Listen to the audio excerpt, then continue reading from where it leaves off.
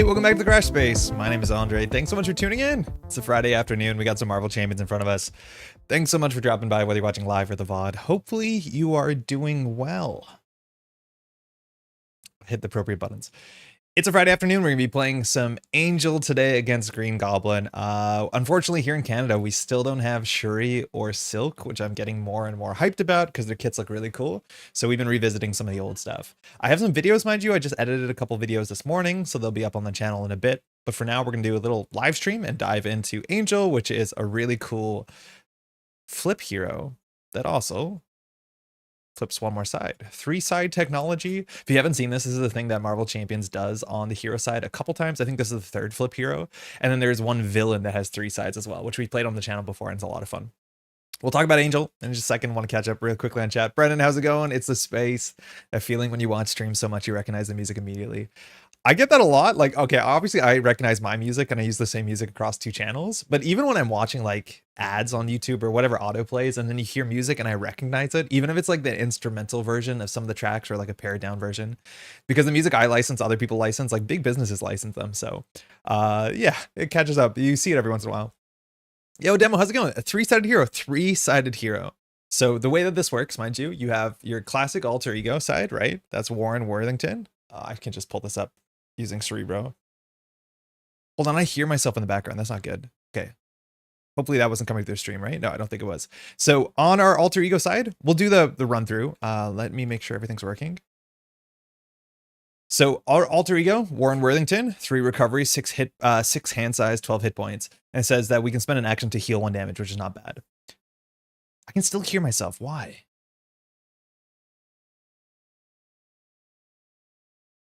Test? Oh, it's my phone. Hold on. I just stream on my phone just behind me and I'm hearing it through the phone. Okay, that makes way more sense. No reverb on my side. Okay, great. Okay. So once per turn, you can always change forms when you're playing Marvel Champions as a hero. So that means we can always change from alter ego to hero, but we also can change from hero to other hero, or from hero to alter ego, or from alter ego to big hero. You can just get one form flip. It's considered a change. And so then you can decide whether you want to change from one hero to second hero, or from alter ego to any of the heroes, or from any of the heroes to alter ego. Now the back, this is just Angel. Hold on.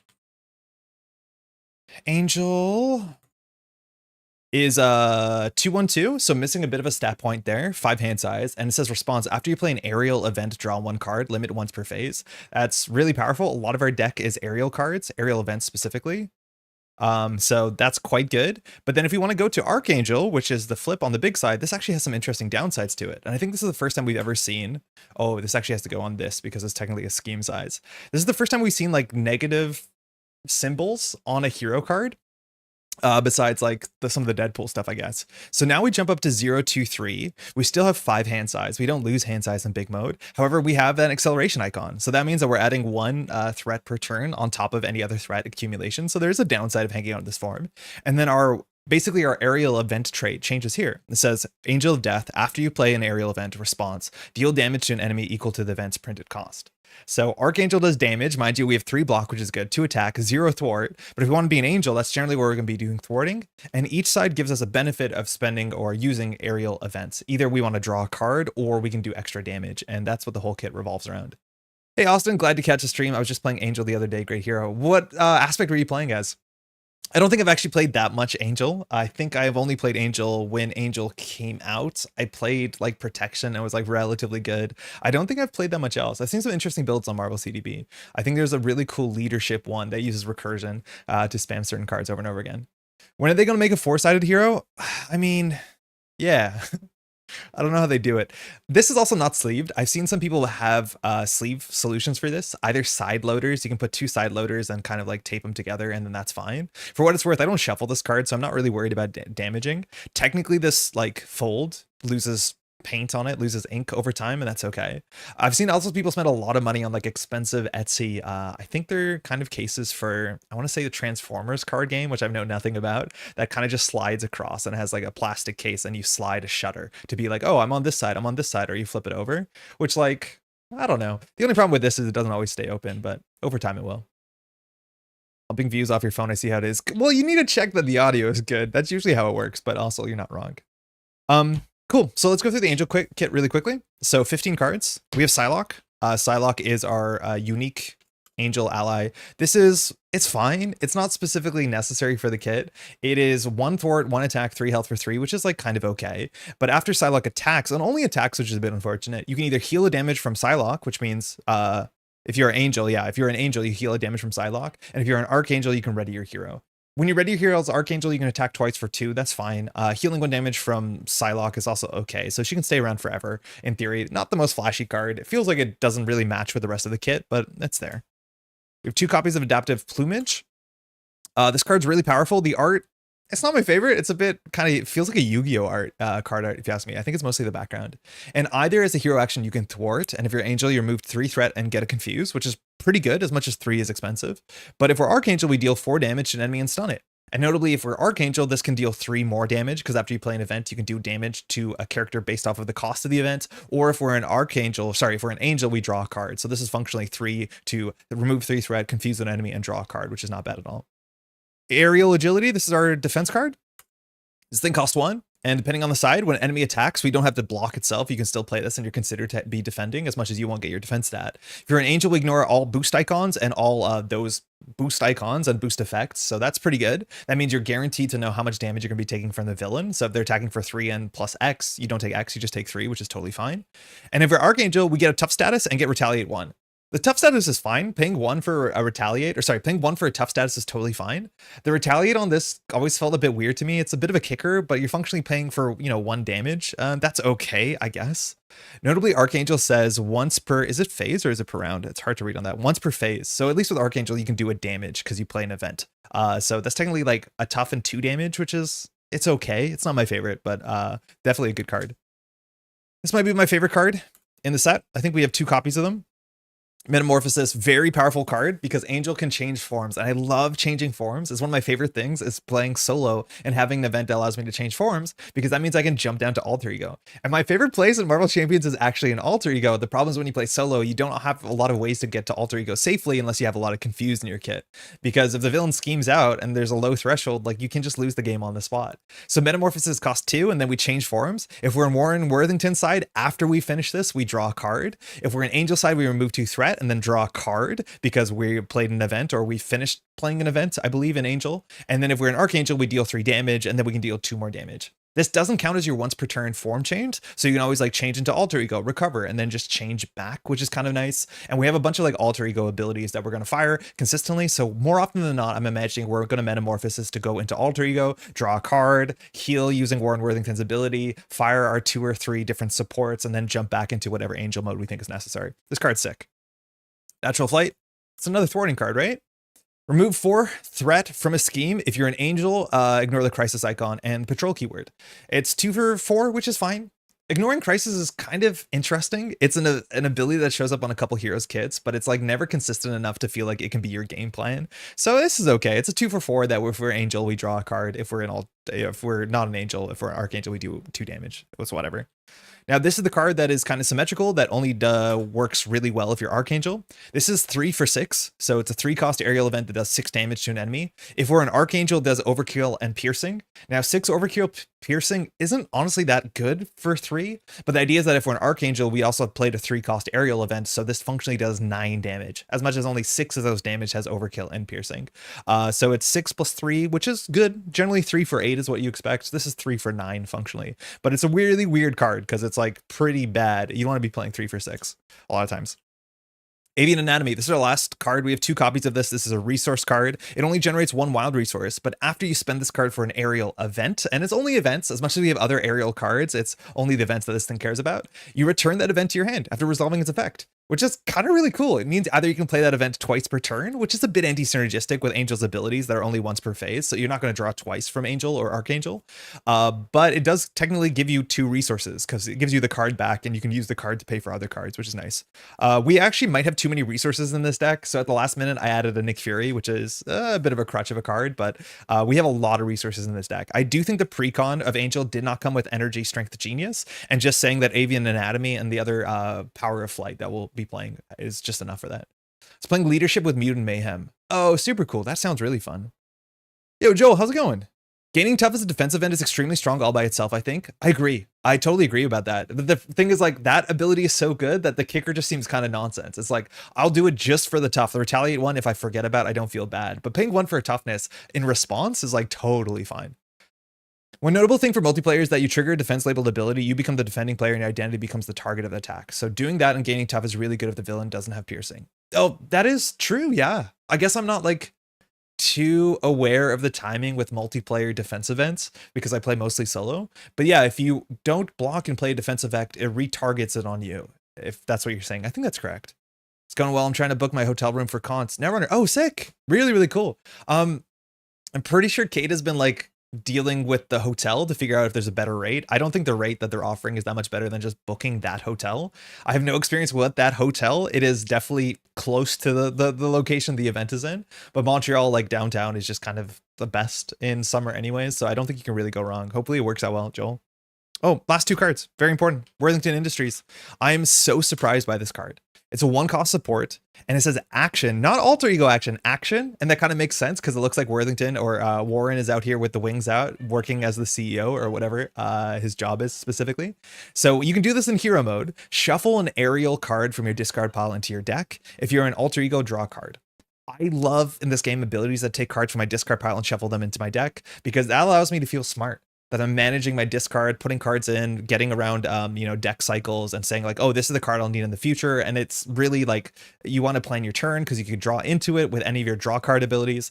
This is like one of my favorite type abilities. And the fact that you can just do this every turn, it doesn't have to be an aerial event. It can just be an aerial card. So you can actually shuffle in aerial allies, which is kind of niche. This is just very, very powerful. There's another one of those cards that you can always fire in hero mode. But if you're jumping down to alter ego with metamorphosis or by just flipping down, this gives you +1 card and a cycle, which is just really quite good. Gets that card back and draws a card. So we will always use this every turn. I don't think we won't use this, but ideally if we can do this in alter ego, it's a fair bit better. And finally, our big economy piece, Techno Organic Wings. This comes in for 3. It's a superpower. It's expensive, but once it's down, once per turn, we can exhaust this. And either if we're Angel, we ready our hero, which means we can thwart 2 again, as much as attack 1's not that great. But if we're Archangel, we can reduce the cost of the next aerial event you play from your hand this phase by 2. If I'm not mistaken, the tech on Archangel is the text on Archangel. After you play an aerial event, deal damage equal to the event's printed cost. So even if you reduce the cost with Techno Organic Wings, you're still going to do the damage. So getting a resource generator that generates functionally 2 resources a turn is like pretty sick, and it gives you good reason to jump into Archangel, but a very, very good piece to get down as nearly as soon as possible. We have the side scheme that allows us to grab an upgrade from our deck and install it because this thing is both expensive and very quite good. Yo, Roshni, how's it going out? How's it going? Excuse me. Also, thank you so much for supporting Metropole Grid last night. That's very, very kind. Austin, are Shuri and Silk out in Canada yet? No, nowhere. And last time when Agents of S.H.I.E.L.D. came out, we were really lucky because I think my local game store in Montreal was one of the first in Canada to get it. And that's because I think Asmodee has one of their big warehouses like a couple hours away from Montreal. So it looks like someone went over there and got it. So I'm hoping maybe later today they'll get it. But no, we have heard nothing. We've had no estimated shipping dates. We've have nothing.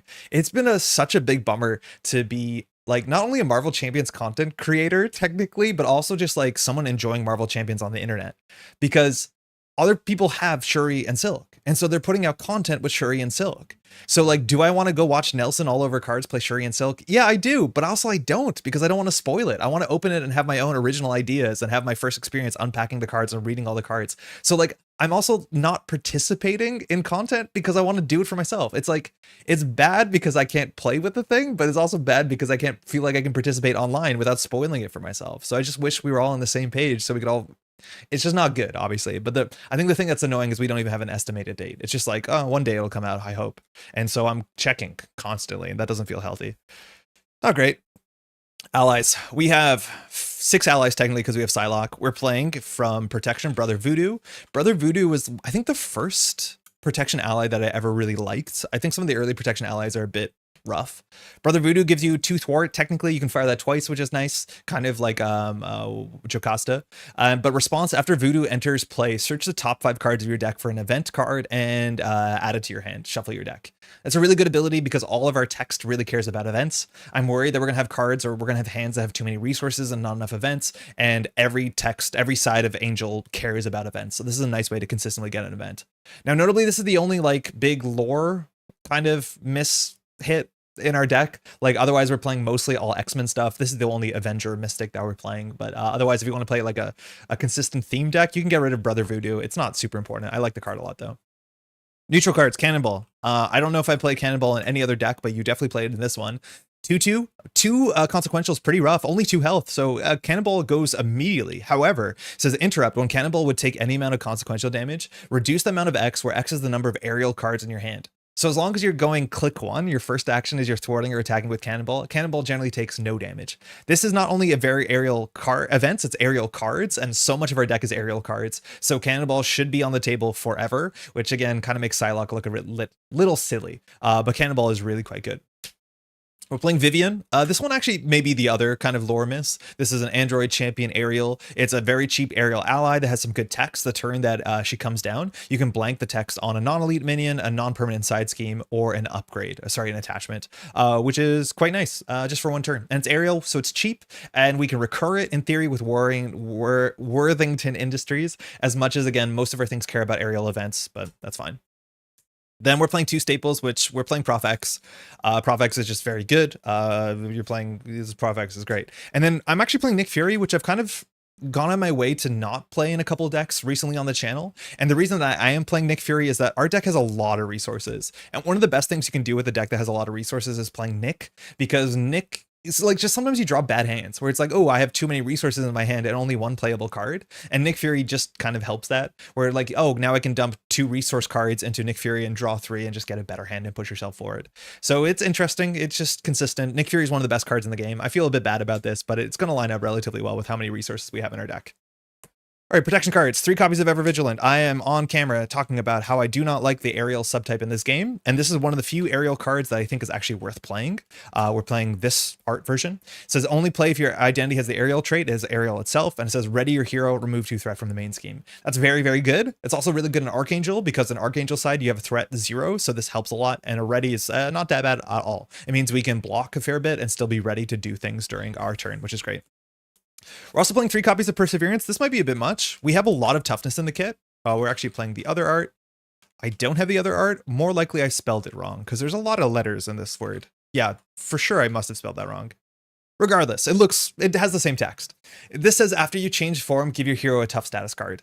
Now, very importantly, changing from one hero, from Angel to Archangel, is a form change, so we're actually very consistent, able to get this without having to jump down to Alter Ego or from Alter Ego to hero mode. Problems with Perseverance, one of the big problems is if you're playing solo, you don't often have the ability to just jump down to Alter Ego, but the fact that on any turn we can just say, oh, I'll just jump to other hero mode, to Archangel, and jump back to Angel, means Perseverance is like 1 for a toughness, which is just very, very good. As much as we won't block if we have toughness unless there's piercing. We're playing Superpower Training. This is our only side scheme. I traded Nick Fury for Medical Aid, I think it's called. This thing has 3 threat on it, and when we clear it, we can grab an upgrade from our deck or discard and install it for free, which will be our 3-cost Techno Wings. Okay, support time. Got a bunch of supports. Some of them I played more than others. We're playing the X-Jet because it's really quite good. We're an X-Men, generates a resource a turn, totally fine. We're also playing Weapon X, which is fun. I had a really good time playing Weapon X recently in Domino. This says we take a damage when an alter ego and rip cards off the top of our deck until we hit identity specific card. And our ability, Warren Worthington's text just says heal 1, which means this is technically free, as much as on turn 1 we can play it, take the damage, then heal with Warren. So why not Weapon X, get some card draw.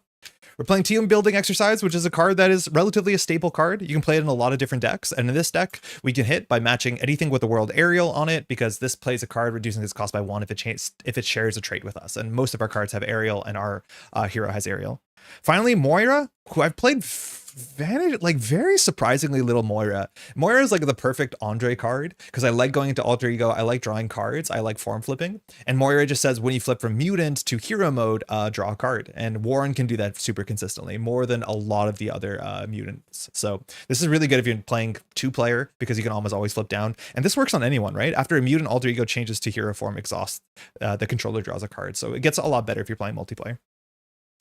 Two quick upgrades here. We have Soaring Acrobatics. This card, I'm going to struggle to hit the table. It's not that good. It just says when an aerial character you control, which could be yourself, it could also be an ally, uses a basic power, exhausts to give +1 to that power. That's fine. This is functionally like one value every turn forever. And you can use this on defending. You can use this on attacking, thwarting. You can use it on allies. It's okay. And then we're playing Ready to Rumble, which we actually might want to play multiple copies of this. We're playing the other art, the 90s ass art. Apparently I don't have that art. But this says you can only have one per player. It's cost 1. And after you change form, discard this to ready your hero. And we're very good at changing form because we can always jump from one hero to the other hero mode. And so readying ourselves and making sure we're always ready is quite nice. Lastly, resource generators. We're playing all 3 basics. We're playing X-Gene, which you almost always do if you're playing a mutant that has identity-specific events, and we have lots. And finally, we're playing the Power of Flight, which is a double for aerial cards. Not events, aerial cards. And this means our deck has an absurd amount of doubles. We have 3 doubles, we have 6 doubles, and then we technically have the pseudo-double of the whatever avian anatomy card is, which is really quite good. My favorite team, Ariel. And that's this deck. It's totally untested. It should be totally fine. Archangel has good stats. This is like, what I was surprised with Angel, it wasn't the most interesting deck to play. Your numbers are just really good. I think the thing that of this kit that makes it interesting is the form flipping. So I'm really focusing on the form flipping by having perseverance and all that other sort of stuff. So otherwise, it's just your numbers are really good. You just have really good events and you just kind of play good on tempo Marvel Champions. Did Brother Voodoo come out before Multiple Man? Because I have a real soft spot for Multiple Man. I think it was in the same like cycle. I'd have to check my binder. I think Brother Voodoo came out in right after. Because it was like, okay, so there was a series of good protection allies all at once. So I didn't like any of the ones from the core set. So I didn't like Black Widow. I didn't like Cage. And then we had Brother Voodoo. We had Multiple Man, which is still like a really cool card. This is the only non-unique ally in the whole game. Then we had Clea, and Clea's actually kind of sick. And then we also had Warlock, who I haven't played since. But Clea is also one of the first allies that I liked a lot. But Multiple Man is cool. I do like Multiple Man a lot. Hey Donovan, hello friends, happy Friday. May not stay for the full stream because I work, but nice seeing you stream my favorite mutant angel, Archangel. Hey, glad you could make it. Thanks for the kind words. The text on Cannonball is incredible lore-wise. Why do you say, Brennan? Hey Garrett, good afternoon, Grid. Popping in to say hello. Need to finish yesterday's video before I start this one. Happy championing. Thank you. Last night's stream, if that's what you're talking about with Pat, was a lot of fun. We built a goofy Muslahat deck and just like ripped it. Archangel is X-Force, so you may want to get Helicarrier instead of X-Jet. Oh my god, you're right. Oh, good catch. That doing totally over my head. Yeah, we're not an X-Men. Okay, so I will just flip it out for the Helicarrier. It's actually likely that we don't even need the resource generator, but that's a really good catch. We are not. I thought that was just a given. I'm like reading old X-Men comics and Angel's in it, obviously, but beans. I guess we'll just get that. 1 second. Yeah, good catch. Not related to Marvel Champions, but I'm rewatching your Lead the Dance replay review. It's not just pedagogically valuable, but very poetic. Oh, glad you're liking it. I think that one turned out well. And the whole idea of like leading the dance is like very alive and well in modern Netrunner right now. I think some corps are struggling to lead the dance, but that sort of idea of like always paying attention to, you know, who's answering who is massive in this game. Okay, I'm actually going to play Avengers Mansion. I worry that Helicarrier is not going to work with team building exercise, and we probably have enough resources to afford the Avengers Mansion. I think Avengers Mansion is another card that's like kind of boring. It scales well with resources because you can play it cheaply early, but also it stops you from drawing hands that are just resources because you technically have another card. So, all right, let's give this a shot.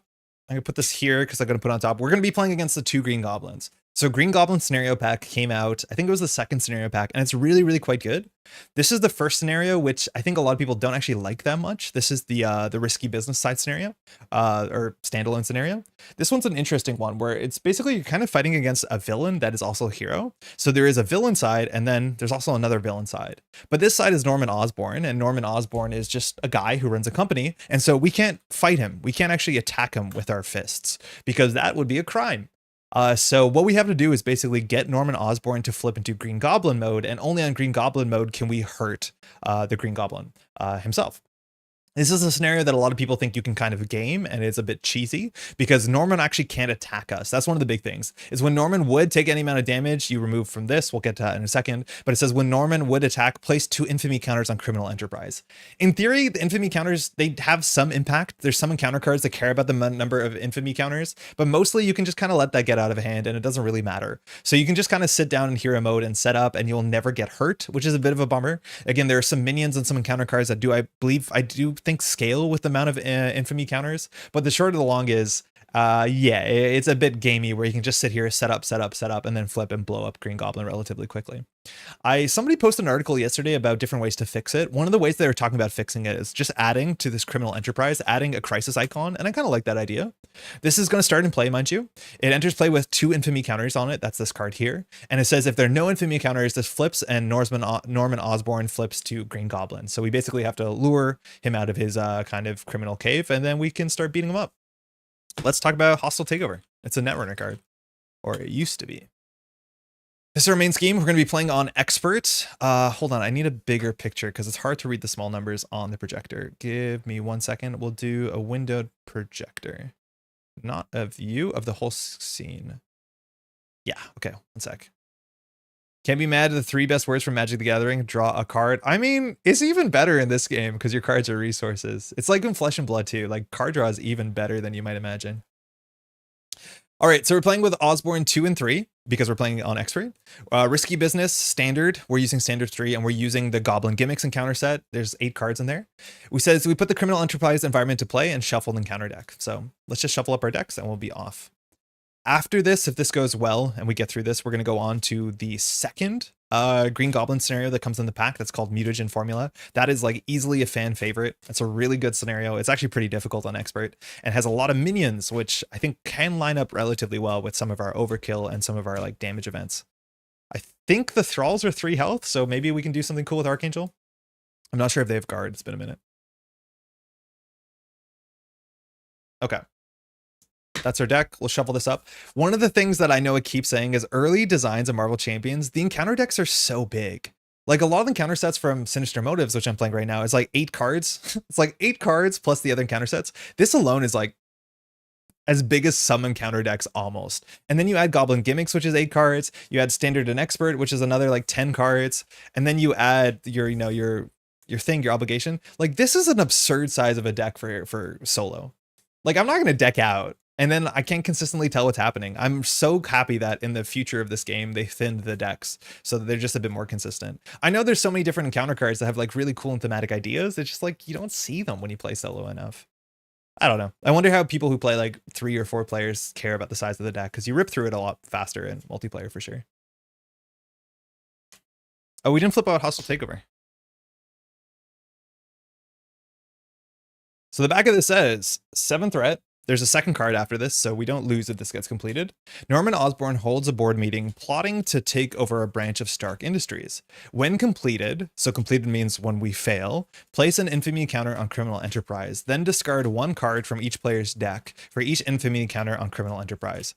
That is such a nothing burger set of text. Discarding like 4 cards from our deck, discarding 9 cards, discarding 12 cards from our deck doesn't actually matter. So it's going to be really on this deck to care about infamy counters. How do we get rid of infamy counters? I think Norman will tell us. This starts with 2 threat. It only has a small limit of 7, but if this gets completed, we don't lose the game. So that's fine. All right, Norman Osborn 2 says, 2 scheme, doesn't know how to attack. When Norman would attack, instead place 2 infamy counters on Criminal Enterprise. And force interrupt, when Norman would take any amount of damage, remove the infamy counters from Criminal Enterprise. So functionally, it's just like adding health to Norman. So we can let this go up to like 20 and probably not care. Maybe the counter deck will make us care. Yeah, Wolfston, how's it going? Let's go, Angel. Gameplay, I'm here for it. Glad you're excited. There's been a lot of Angel fans in the chat for sure. I like just using Marvel Shuffle to randomize some of the modular sets. It at least makes it so I use the ones I get from other products more. I have that issue. And I think I'm one of the weird people that plays campaign mode more than anything else, but I don't actually mix in encounter sets as much as I should. I have used one of the randomizer websites and I've enjoyed it. I do try and I hope the randomizer like understands the sort of set that it's replacing. Right? It's like if you're playing against Claw, you want a set that has minions in it, and I hope that it has some sort of logic behind it. It might not, but I do that every once in a while. I try, especially with the new ones that come out, to be like, oh, this is an easy exchange for another like 4 minion 2 treachery set. You can just put this thing in instead. Yo, Kokoro, how's it going? Haven't been able to catch recent Thursday streams due to testing group playtesting, so throwing my lurk like I'm here to support and like here to support. Thank you, appreciate it. Hopefully you've been doing some cool testing. I don't know if you're playing this weekend or playing some upcoming events. I'm glad to hear you've been doing some testing. That's hype. All right, we ready? All we need to do here is largely set up. I don't think we're too stressed about much here, so let's go. Perseverance. This card is not super useful because we can't actually get attacked, so I don't think we're gonna keep this. Metamorphosis, this is our flip card. I don't think it actually is that important on our starting turn. Removing 2 threat is okay. Dealing 3 damage doesn't really matter. I don't think we honestly play this. We probably don't keep this. Okay. Okay. All right. We're all having a good time.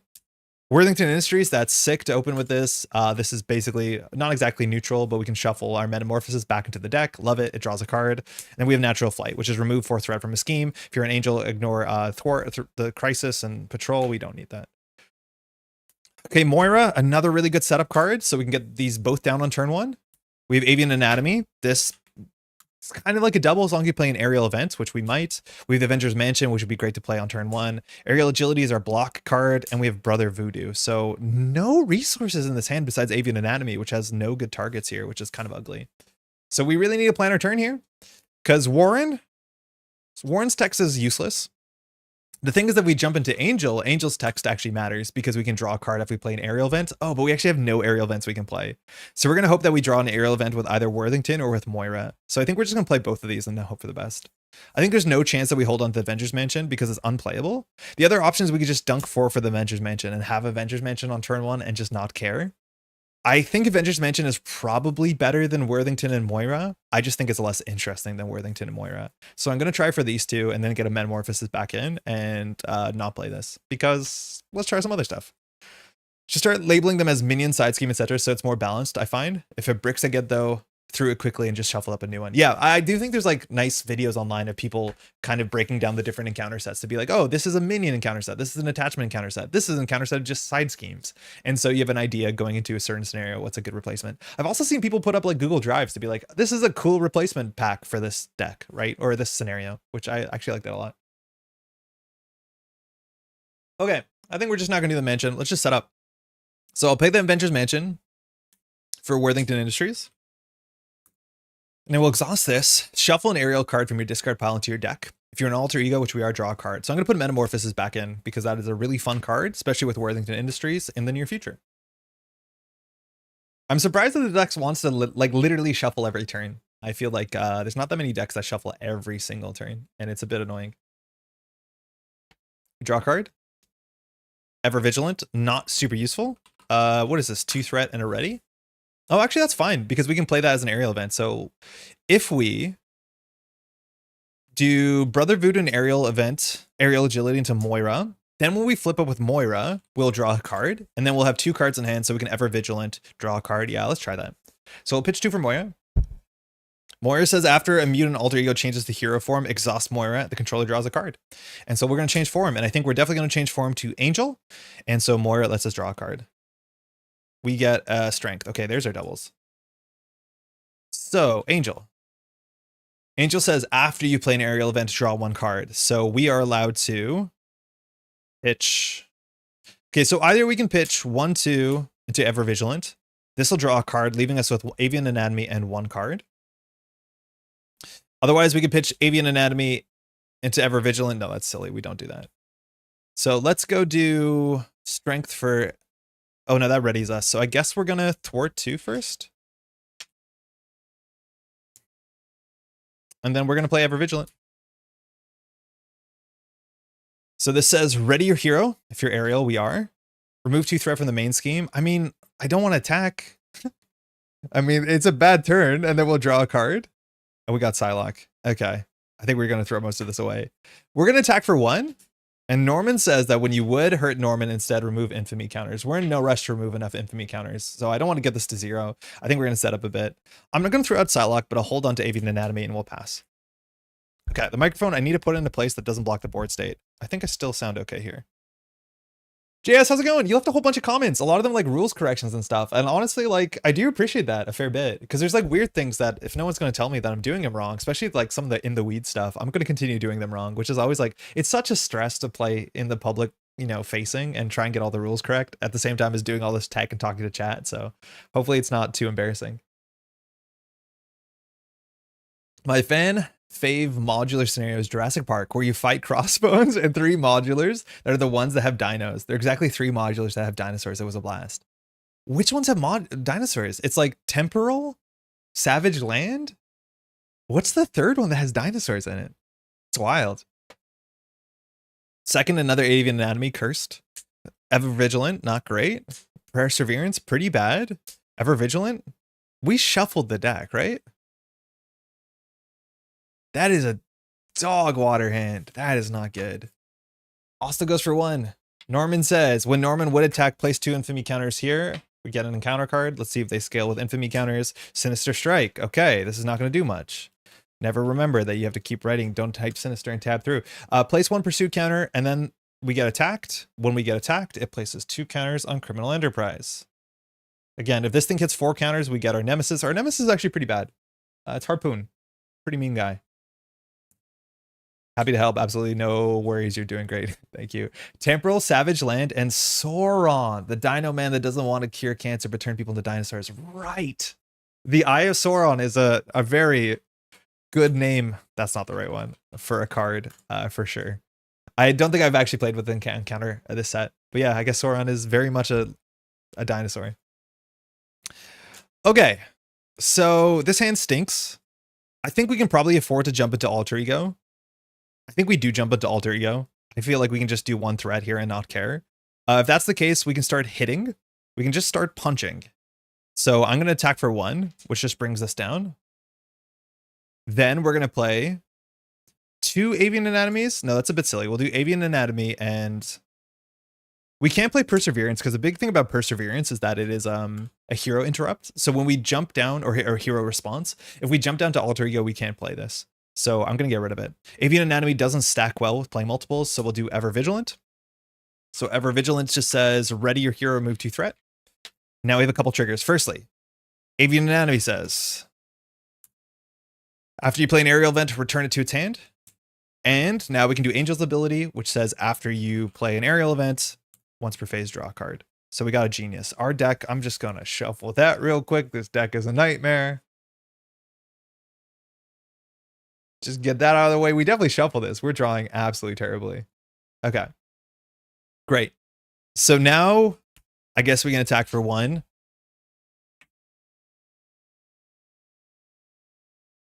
We can do the same thing where we can Avian Anatomy, Ever Vigilant for an Ever Vigilant, which removes 2 threat and then readies yourself. Great. This returns it to our hand. So now we have Genius, Ever Vigilant. Now we're still ready. We're full health, so I think we'll just attack for 1 more, and then we'll flip down. Here in Worthington side, we're going to use Worthington Industries, and we're going to shuffle an aerial card into our deck. I guess a Metamorphosis?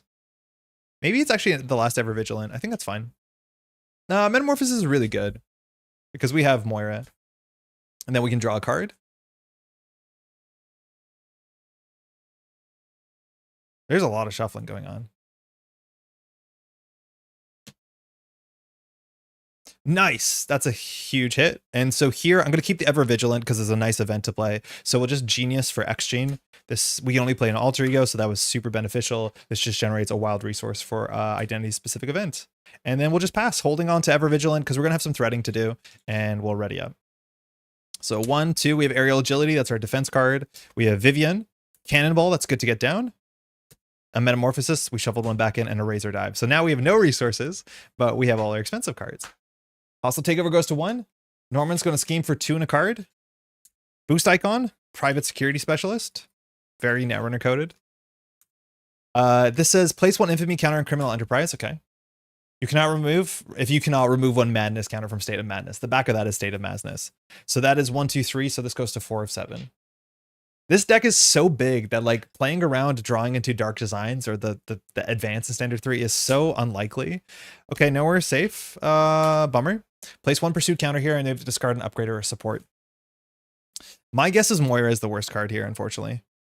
Because Exchange is just really good, because we want to play events. And Worthington Industries is also very good. It's going to draw us a card at a minimum this turn and allows us to cycle cards forever. So I'm going to get rid of Moira, unfortunately. All right. So we're at 2 of 4. Keep these not crooked. And then we're back to us. So what we can do is we can just draw a card with Worthington first. In theory, we could like pitch a card to get an Aerial back into the bin. So we could like pitch an Aerial to get this back into the bin. We might want this back into the bin sooner than later. The problem is this card's not very useful because Norman can't attack us. So I think instead we'll just Worthing Industries, and we're going to try and hope to draw a double because we have some expensive cards to play. So I'm going to shuffle in an Aerial card. Avian Anatomy is not Aerial traded. That's really interesting. I thought it would be. Huh. I wonder if Power of Aerial is. Power of Flight is an Aerial card. So I guess we'll just shuffle back in Ever Vigilant.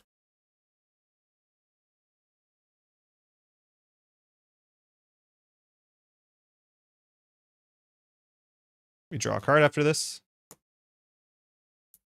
So ready to rumble. Not super necessary. All right, I think we can get Cannonball down. And then we need to keep Aerial cards in our hand. So if we play Cannonball, that's cost 3. So we have to pitch 1, 2. This leaves us with 4 Aerial cards.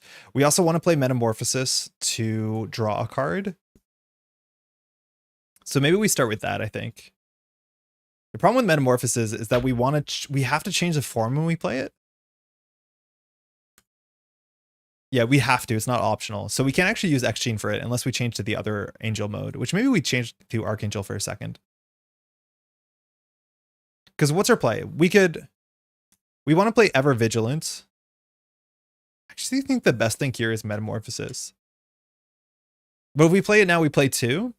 Then we change to Hero mode. We draw a card and we remove 2 threat from a scheme. That seems fine. Yeah, that's fine. So we'll pitch 1, 2. I think we'll be able to use X-Gene on something else. It's a bummer we're not going to use the X-Gene on this, but I'm assuming we'll find X-Gene on something else. We could save a resource by just flipping. Yeah, actually, no, we save a resource by going into Archangel. So we flip to Archangel. We're not going to use any of the text, but in Archangel, we're going to spend 1 for X-Gene, or we're going to throw out Razor Dive to play Metamorphosis. So change form. So now we'll change to Angel, and then we can remove 2 threat from a scheme. Now we can use Angel's text because we've played an event, an Aerial event, so we can draw a card. Because this is after, so I think it's after it resolves. We draw Prof X. Okay, so if we want Cannonball to do our work, we need to have at least 2 Aerial cards in our hand. So kind of ugly. So we can do 1, 2, 3. That's the best we have. Not a great turn, surprisingly. And so we get Cannonball into play.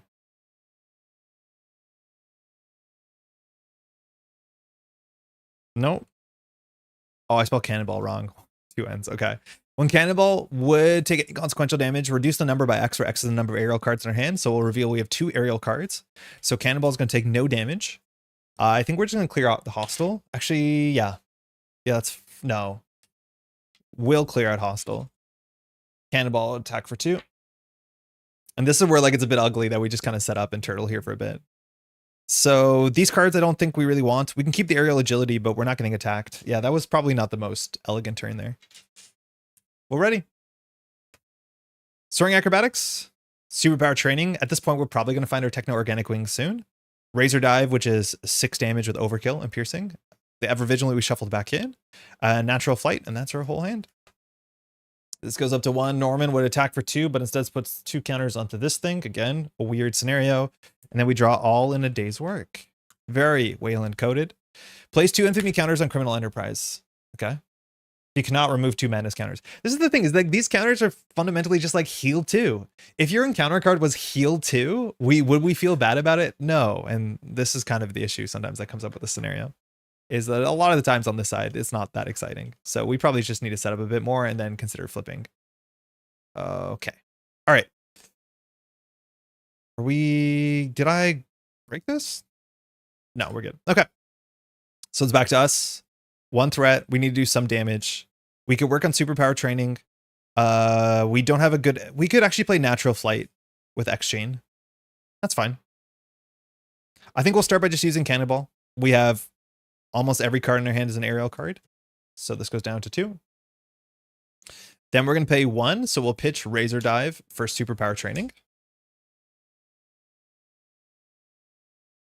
Don't start tabbing on Super. Okay. So this is a side scheme that comes in with 3 threat. And when we clear this, we can search our deck and discard pile for an identity-specific upgrade and put it into play, which will be quite powerful. Now I'm going to use X-Gene to generate a wild, and then we'll pitch Ever Vigilant to play Natural Flight. Natural Flight says remove 4 threat from a scheme, and we can ignore a bunch of things, which we're going to ignore the ignore. So this will take 4 off of this. I think the order here is we can do Superpower Training first, so we'll add this to the victory display. And then we'll go grab an upgrade from our deck. It was our bottom card, so glad that we grabbed it. And this card's really good. Techno-Organic Wings. Techno-Virus. This comes in. And once per turn, we can exhaust it to either ready Angel or reduce the cost of an aerial event by 2. So this is where like setting up is really quite good because we're going to do a lot of burst damage in a moment. Especially when we can flip up and do like huge like 9 damage swings with Archangel. All right. Now, after that, we played an event, so Angel can draw a card. We draw the Power of Flight. This is also not aerial. Interesting. I thought it would be. So the Power of Flight just generates 2 resources for an aerial card. We unfortunately don't have an aerial card left in our hand, but Soaring Acrobatics we can play. So we're going to use Techno-Organic Wings to just draw a card. Oh, that readies us, right? So we could probably flip down safely and then draw a card with Warren Worthington and just play Soaring Acrobatics. I think that's kind of fine. Again, very sleepy. We'll take 2 off of this. We'll flip down. We'll use Warren Worthington to cycle a card into our deck. I'm okay now going for damage, so we'll put a Razor Dive. Our deck has a whole bunch of stuns left in it, which is going to be very valuable. Because we haven't drawn any or stuns or confuses. Oh, we could have readied ourselves. So yeah, we'll ready an attack for 1 before we flip down. Draw a card. It's Nick Fury. We'll pitch Nick Fury and the Power Flight for Soaring Acrobatics. This just gives us 1 value a turn. We can use that on Cannonball. Not bad at all. And then we'll ready up. Metamorphosis, Adaptive Plumage. This is our big stun confuse card. Power of Flight. Okay, good. Razor Dive, that's a lot of damage. Weapon X we can play for sure here. And then we have an energy. So a really good hand. Our deck is really thin. So we're definitely going to be able to somewhat consistently get with Worthington Industries and Weapon X. This goes to 1. Norman schemes for 2 and a card. 2 boost icons on drawing near. So that's 4. So we go up to 5. And counter card is Goblin Glider. Not the bad glider. This is an okay glider. Attached to the enemy with the highest printed hit points. So it'll be Norman. Hero action gives +1 attack and spend 2 energy to discard this if you want to. So we can get rid of that as a hero action. I don't think we're super concerned. I don't know actually how bad Green Goblin hits us. Probably for 2. For 4. Okay. Don't look at that. Green Goblin hits really hard for 4. Luckily, we can stun Green Goblin, so I don't know. We might not have to block that. All right. Here, we can set up Weapon X. So I think we will. I'm going to pitch Metamorphosis for Weapon X. Weapon X comes in for 1, and we're going to use this. Exhaust Weapon X, take a damage. Discard cards from the top of your deck until you discard an identity-specific card. I just need to check if we have any in our deck. We do. So we would have discarded 1, 2. No, we get hard punished and we discard this. Our deck is empty, so we get an encounter card, but now we can't use Worthington Industries. Oh, actually we can. It just draws a card. It doesn't shuffle anything back in. But we draw an Adaptive Plumage, which was our only card left. So the thing with Worthington Industries is it's not a cost. So if we don't have an aerial card, you can still do this and still just draw a card a turn, which is kind of funny. All right, a bit awkward. Especially because we cycled through our whole deck now with all these cards that we want to replay, but that's not a big a deal with Worthington Industries, ideally. All right. We'll use Worthington to draw a card. We draw a Natural Flight. We can use Warren's ability to just heal. So we'll heal 1. We'll flip up, and I think we're going to flip up to Archangel. Do we have a Metamorphosis? We don't. So now we're going to use Cannonball, and Cannonball is going to thwart for 2. Our hand is almost entirely aerial cards, so we're going to use Soaring Acrobatics to give Cannonball +1, so that will remove 3 from there. And now we're going to start doing damage. So we'll exhaust Techno-Organic Wings. Reduce the cost of the next aerial event you play. So we're going to play an Adaptive Plumage with X-Gene. This says, if you're an Archangel, deal 4 damage to an enemy and stun it. So that clears off of Criminal Enterprise and stuns. Now, Norman Osborn is going to flip now, but technically it's the same character, so we don't lose the stun on this, I think the rulebook says. So I just want to make sure we have the text. We're actually whiffing a bit of damage here. So let's not do this yet. Let's just go ahead and instead do attack for 2, because I think we're bleeding some damage here. So we'll just attack for 2. And then Norman says, when Norman would take any amount of damage, remove that many damage from this. So we do. And then Criminal Enterprise says, if there are no counters, flip Norman and this. Business is good. So the back of this is State of Madness. This has 2 counters on it. When this has no counters, we flip it back. Norman now flips over to a Green Goblin. I wonder how I sorted these. Okay. When revealed, deal 3 indirect damage to each player in hero form. So I think we can take 1 on Cannonball, and then we'll take 2 to ourselves. And now attacking for 3. Or for 4. This is Green Goblin 2, excuse me. Oh, some of these are mislabeled. Okay, hold on. This is 4 indirect damage. So we did 1, 2, 3. We have to take 1 more. When Green Goblin would scheme, remove a Madness counter from State of Madness instead. Okay, but now we can attack Green Goblin. Green Goblin has a lot of attack. That's 5 attack, which is an issue. Okay, so now we're going to exhaust Techno-Organic Wings and X-Chain to do the Adaptive Plumage. The Adaptive Plumage will do 4 damage and stun. 4 damage and stun. So Green Goblin's going to take 4. We're going to get a stun out. Then we can use Archangel's text. Archangel's text says that when we play an event, hold on.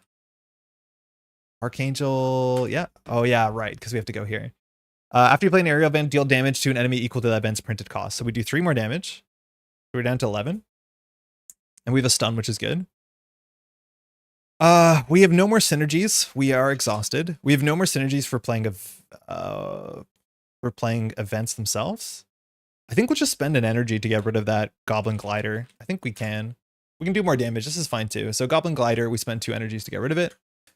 2 energy resources. And then we can just Power Flight to generate 2. And then I think we'll keep the Adaptive Plumage. We'll play Razor Dive. This is not great. Our ability is only once per phase. So this just does 6 damage. So that's fine. It's just damage. I visited a really old board game store last weekend and brought myself the Marvel Champions core set. I also acquired some Keyforge and most of the Mumbed Cycle just because it's set in India. Oh, wow. I don't know where you found the Mumbed Cycle on shelves. That is a very important cycle for Netrunner, but there's some really, really cool cards in it. I think the Marvel Champions core set, some of the heroes don't all land well, but it's actually a really good core set, especially on the villain side. Hopefully you have a good time. I must get ready for work. Can't wait to watch the rest of the VOD tonight. Don't stress about rules. You got this. Also, hopefully you try the Jurassic Park scenario on stream sometimes. Cheers. Yeah, I like to do that, Donovan. I think you got to let me know which, like, if there's a certain hero that it should be, or sorry, a certain villain. All right, so we'll hold the stun because I think stun lock and Green Goblin is going to be important. Ready to rumble. Avian Anatomy is good. Perseverance, which is nice. Green Goblin hits like a truck, and Perseverance. So we do have an Adaptive Plumage. I'm glad we held on to that because having 1 aerial event to turn is pretty important. All right, this goes to 3. Green Goblin would attack, but is stunned. We get 2 encounter cards. First encounter card, Evil Alliance. Oh, I guess we're going to get our Nemesis that right away, huh? Each Nemesis minion activates, otherwise put 3 on Pursued by the Past. Once it has 4, we go reveal our Nemesis. This is Harpoon. Harpoon minion, Harpoon Nemesis. 6 health. Gets +1 attack while attacking character with the aerial trait. I like that a lot. When revealed, discard cards from the top of your deck until you discard an event. We discarded a Metamorphosis. Take indirect damage equal to the event's printed cost. We'll just take it to the head. Now, the order of this really matters because the side scheme cares about taking indirect damage, I think. So this is Hook, Line, and Sinker. So this is revealed after you reveal the hero. It says that each attack from a brute enemy deals indirect damage, and Harpoon is a brute, as much as Green Goblin isn't. And it says after a friendly character takes any amount of indirect damage, exhaust that character. And very importantly, you reveal your Nemesis, then you reveal the side scheme. So we still have to be careful. That wasn't off a boost, so we're not going to get activated. And we shuffle 3 cards into a deck that is still bigger than most decks are entirely. Intimidation. When revealed. Oh, different one. Do I have it? No, I must have wiped it. Okay, so bummer. This one says, when revealed, choose to either spend 2 resources of any type or give the villain 1 face down boost card. So either 2 resources or a boost card. Oh, we're meant to put 1 more here. We have a acceleration. Very important. Very important. We don't miss that. I think we probably just give a boost card. I think we're going to have toughness, so I don't think we care about the attack. Can we defeat Harpoon? Yeah, we can defeat Harpoon. Cannonball plus Archangel almost defeats Harpoon. They had most of the spin cycle and most of the Mumbet cycle. I was surprised. Kind of cleared the shelves. Yo, what? How much off was it? I walked into a game store in Toronto that had a whole bunch of like backstock of like Game of Thrones and other like Lord L5R, but not Netrunner. Excited to finally unbox and play physical Marvel Champions. Enjoy. It's a treat, that's for sure. The core box got me into the game, that's for sure.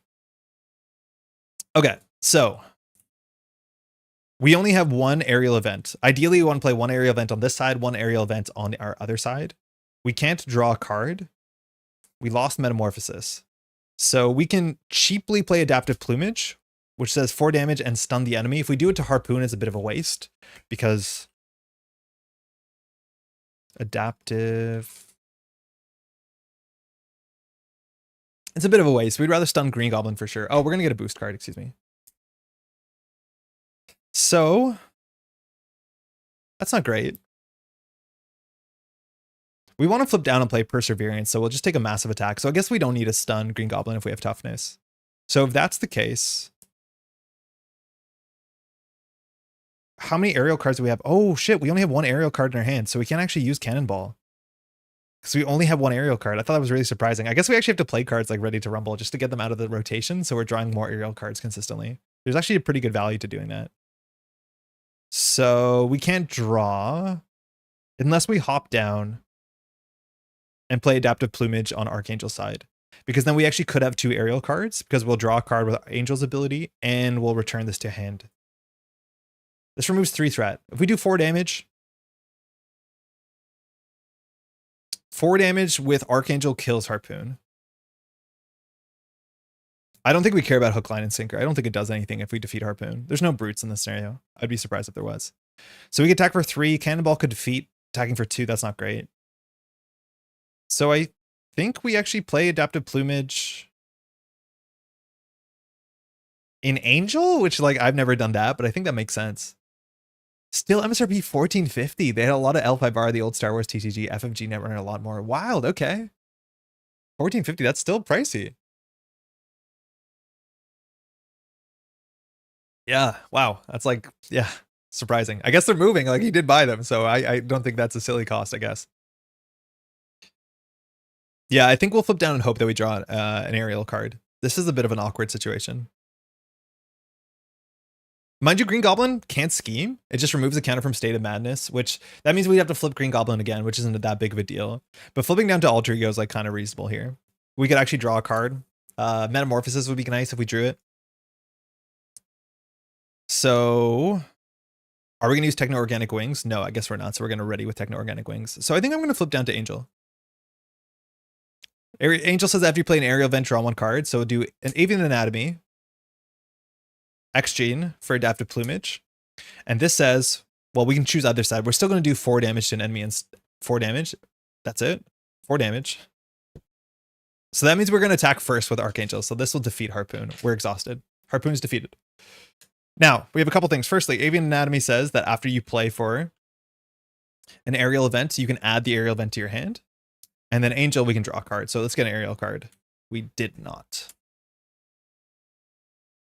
Oh, we were meant to play this. Excuse me. We're going to Perseverance. We have to play that when we flip. It's an interrupt, right? Oh, it's a response. So we have to do that before we do anything else. Perseverance. So that gives us a tough, which is important because Green Goblin is attacking like a truck. This is still our hand, which is kind of ass. We're going to use Techno-Organic Wings to ready Angel. We're going to use Angel to thwart for 2. We can make it thwart for 3. And then I think I'm just going to play Ready to Rumble. and just have this as a panic button. So this says once per, well, we can flip as a hero response when we change forms, which means that we can block no problem, and we'll just hold on to adaptive plumage. We can probably keep it in our hand for a long time with enough avian anatomies. And we're going to use Worthington Industries before we pass, so we can shuffle an aerial card into our deck. I'll shuffle Metamorphosis back in. Anyone remember when Cannonball got his weird BDSM suit after he felt bad about blowing up a bus of school children? Comics are weird. No, I don't know half those words. I feel like there's a bunch of characters that are like, I've been told, and maybe by you, Brendan, that are actually like very important in the X-Men canon line, unintended. Things like Gold Balls being very important for some reason. I think Cannonball might be in that same sort of lineage. All right, we'll draw it. 2, aerial agility. That's our defense event if we want to. Another perseverance. We're going to flip for sure. Strength we like. Power of flight. So at least we can power of flight for adaptive plumage and then draw a card. That's nice. This goes to 2. Green Goblin is attacking for 4 and 2 cards. We're not going to block because we have toughness. 5, private security force. Place 1 infamy counter on criminal enterprise if you cannot remove a state of madness. Bummer. So that's 5 damage. 6, 7, 8. This has 3 boost icons on it. This is has additional threat. That's all it does. It just has an acceleration. So we lose our toughness. Counter card. Harpoon's Harpoon. Attach to Harpoon. If Harpoon is not in play, search and counter deck and discard pile for him. Reveal him and attach this card to him.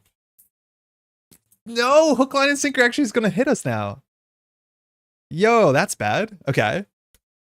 Discard pile for him, reveal him, and attach this card. So reveal him sucks because we have to do the reveal text. That is surprisingly mean. So this is Harpoon. We'll come back to the Harpoon's Harpoon. But Harpoon says that we have to discard the top of the deck. Oh, wow. That I did not know that this could come back like that. So this says now, when revealed, discard cards from the top of your deck until you discard an event. We discarded an event. Take indirect damage equal to its printed cost. So we take 1. Now Hook, Line, and Sinker is going to kick in here because it says after you take indirect damage, exhaust that character. So we exhaust ourselves. Otherwise we can defeat Cannonball. That's not good. Then we go back to Harpoon's Harpoon, which just says after Harpoon attacks you, take 2 indirect damage. Didn't attack us, but now Harpoon is attacking for 2 plus 1 because we're aerial. That's pretty bad. That wasn't Cannonball. That was Speedball. I think it was Gold Balls. Oh, what Brennan's saying. It's best to forget. Honestly, I know 0 about Gold Balls. I do know a stupid amount about 90s era comic garbage extends into the 2000s. Okay, it was Speedball. I only know because they showed us a penance in one of the video games and I had to look up what the heck was going on. Whoa, okay, weird. All right, so we're exhausted. That's fine. We can ready ourselves. Our deck is really good at readying ourselves. Not so much in this hand. We need to defeat Harpoon, which is 6 damage. We have 2 aerial cards, so Cannonball can attack for 3, which means that we can finish it off with adaptive plumage, no problem. I think we'd rather have the stun here. The problem is we probably do 3 and then attack with Archangel for 2. That's not enough.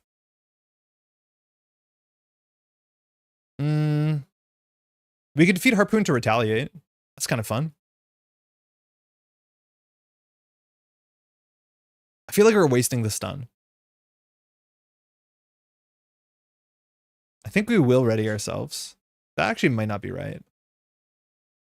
So we have 2 aerial cards. So we can play adaptive plumage like that with X-Chain. And then we can do 4 damage to Green Goblins and stun. Or we can defeat Harpoon. And we can do 3 damage to Harpoon. No, that's much better. So we'll ready ourselves. We'll attack with Cannonball using Soaring Acrobatics. That will do 3 damage. Yeah, this is good. Then we'll flip up to Archangel. And when we flip up, we'll pitch Aerial Agility for Perseverance. So again, when we change forms, give ourselves the toughness. Then we'll spend this double plus X-Chain for adaptive plumage. Not that, not you. Nice try. I think I spell adaptive wrong a couple times. Adaptive. So this says, if you're an Archangel, deal 4 damage to an enemy and stun it. Oh, we couldn't have played this in Archangel. You actually have to do the mode. Is if you're an Archangel. Okay, so we did an illegal play last turn. Because you can't choose to do the attack when you're Angel. You have to thwart. I thought the kicker was you only get the confuse when you're Angel and the stun when you're Archangel. Okay, we can fix that. But we technically did that wrong. So anyways, we'll still do this, deal 4 damage. So we'll deal 4 to the villain and stun the villain. And then we'll use Archangel's ability that says after you play an event, we can do its printed cost damage to somebody. So we'll discard Harpoon. At this point, I'm like so sunk cost fallacy that there's no shot I'm dealing with hook, line, and sinker. Okay, this leaves us with this, which is useless. We are technically ready. We can attack for 2, which will advance Green Goblin a bit. I'm not sure if we want to. We can maybe flip down for a second. Not this round. We'll use Worthington Industries to shuffle in a card. It'll just be Adaptive Plumage. That seems like a messed up card to be recurring. I don't want to attack. I guess because we don't attack, we would have thwarted too before we flipped up. So we'll just clear this.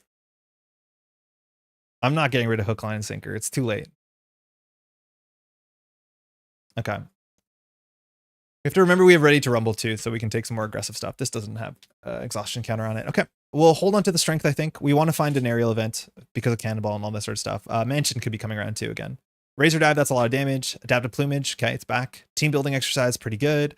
Moira, not bad, and that's 5 cards. All right, so we're adding 2 here. Green Goblin is stunned. Our 1 encounter card is Hired Gun. Very Netrunner coded, a lot of the names here. Choose to either give the villain a face down boost card or place 2 infamy counters on Criminal Enterprise. So we can't do the latter, so we have to do the former. So we'll just get a boost card waiting for us. This thing has 3 health. So actually it might be perfect to Razor Dive this with Overkill and Piercing. It's still a waste, but we can do it. I think we will do it. And then we'll try and stun the other Green Goblin. So we will do Exhaust Techno-Organic Wings.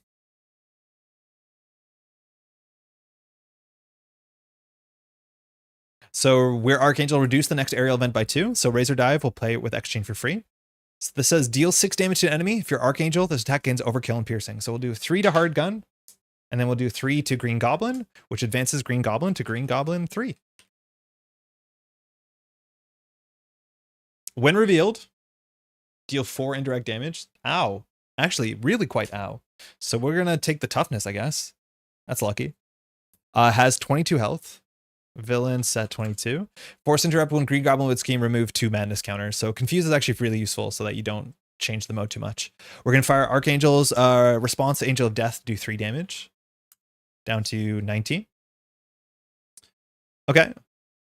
I think we'll still Adaptive Plumage here. Do we have aerial cards? Oh, we didn't have aerial cards. Hold on. We should have used Cannonball before we played that. So Cannonball with thwart for 2.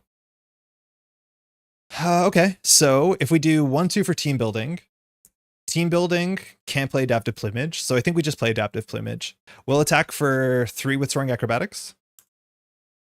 Then we'll pitch 1, 2, 3 for Adaptive Plumage, which just does 4 damage. Why can't I spell? So this will do 4 damage and stun.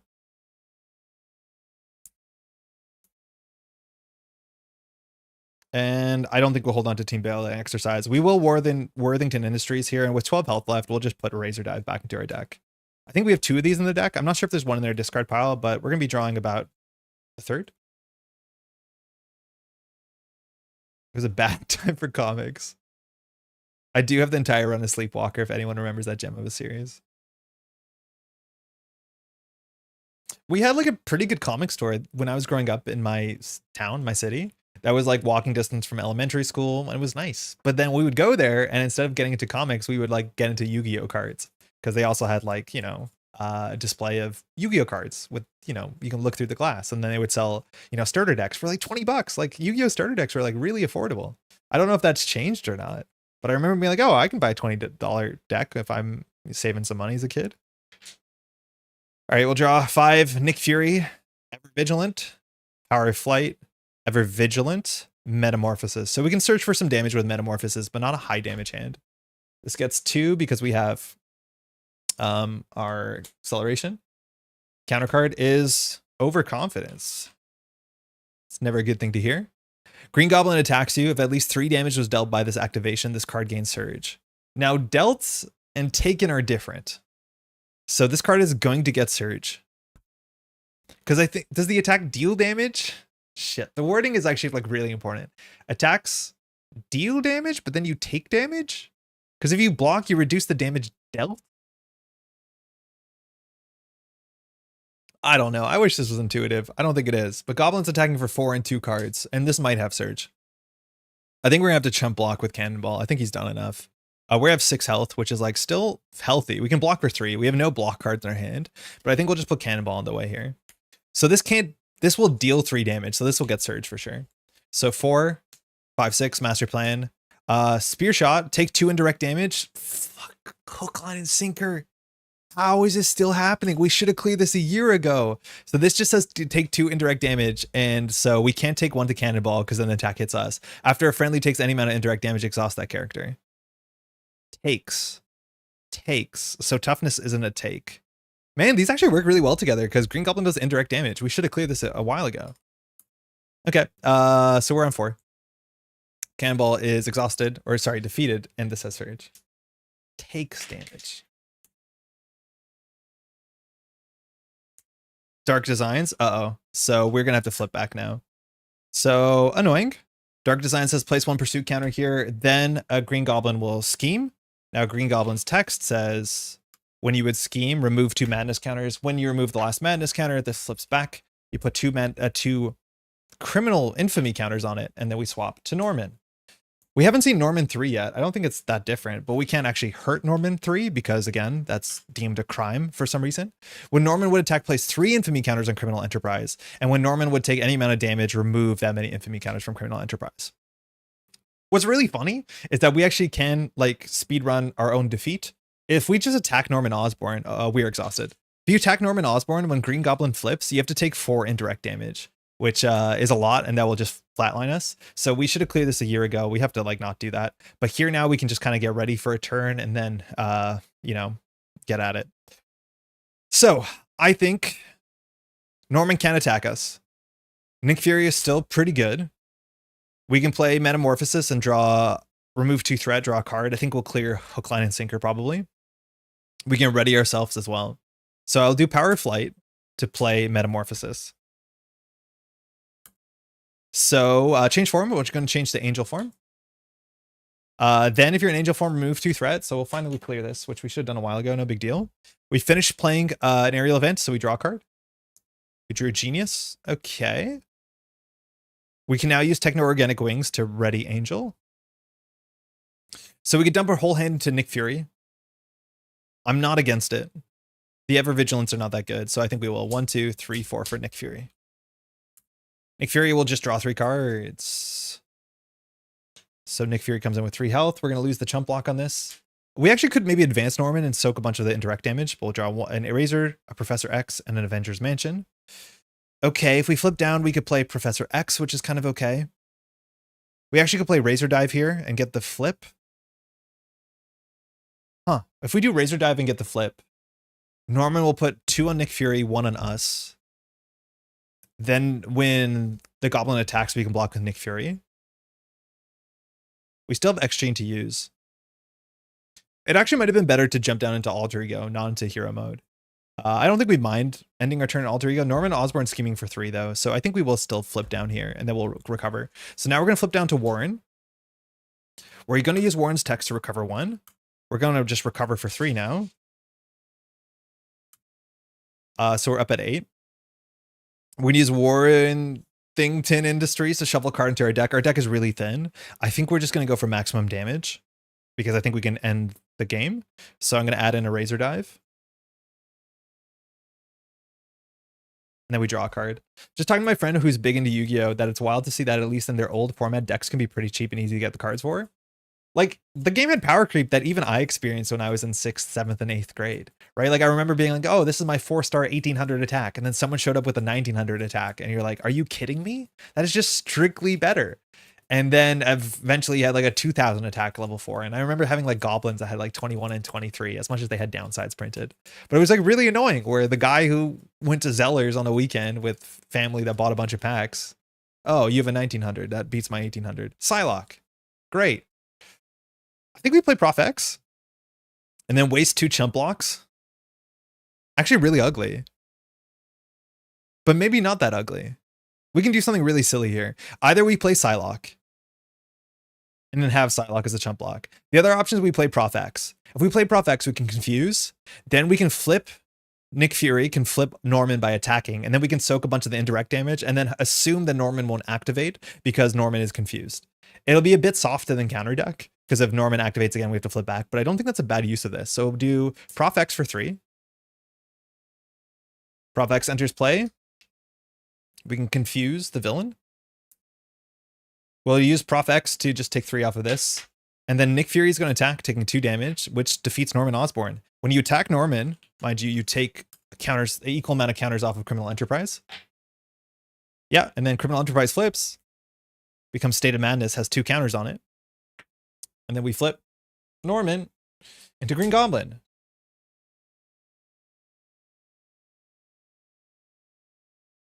All right, deal 4 indirect damage to each player. So we'll take 1, 2, 3, defeating this. And then we'll take the last one to Nick. Doesn't matter, because Nick's not going to block. And then we'll just pass. But I don't think we want a Weapon X here. And we'll drop Vivian, Razor Dive, good, damage, Ever Vigilant, Metamorphosis, Avian Anatomy, last card. Oh no, last card. Ooh, should have planned that maybe. Because now we're going to deck out and draw 2 encounter cards, which means if Green Goblin activates, we're in a bad spot. Another awkward turn for Worthington Industries. We can still draw a card, we just can't shuffle back. All right, Hostile Takeover gets 1. We lose the Confuse. We take 2 encounter cards. First one.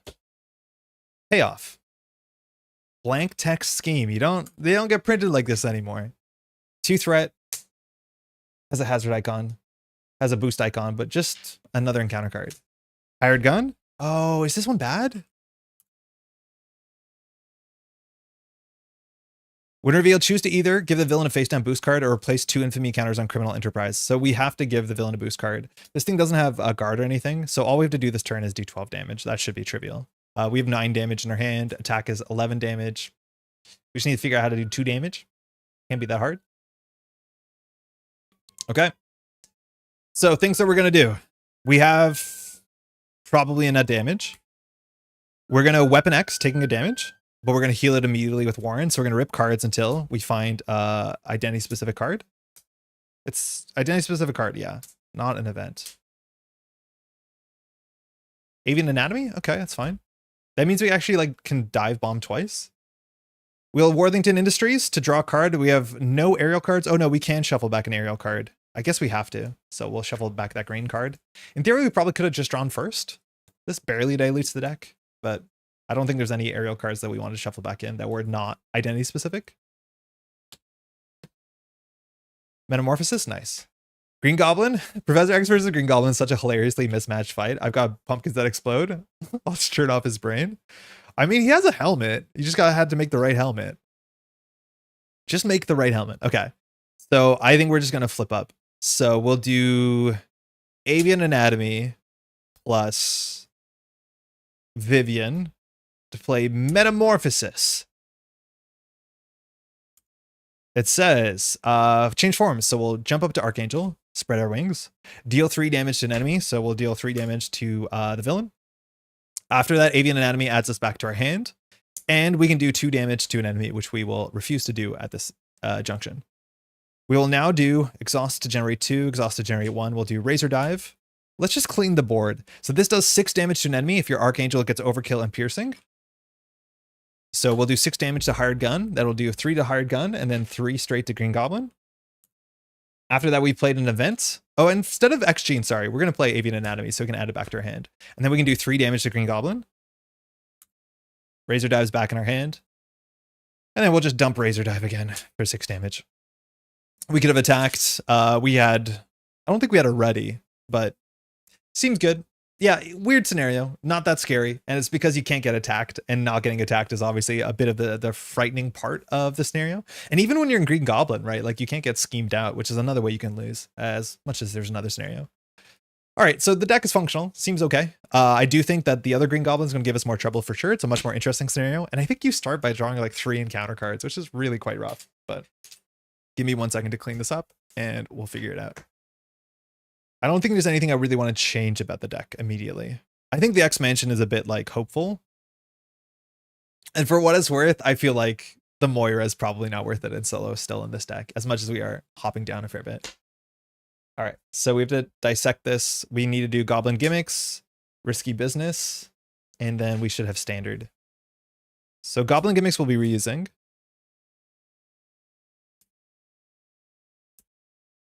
Give me 1 second. Hopefully you are doing just okay. Our Nemesis actually goofed us up. I think our Nemesis was more of a threat than the actual encounter. We should have respected it. I totally didn't realize that there's actually a fair bit of indirect damage in the scenario, which means that scales really poorly.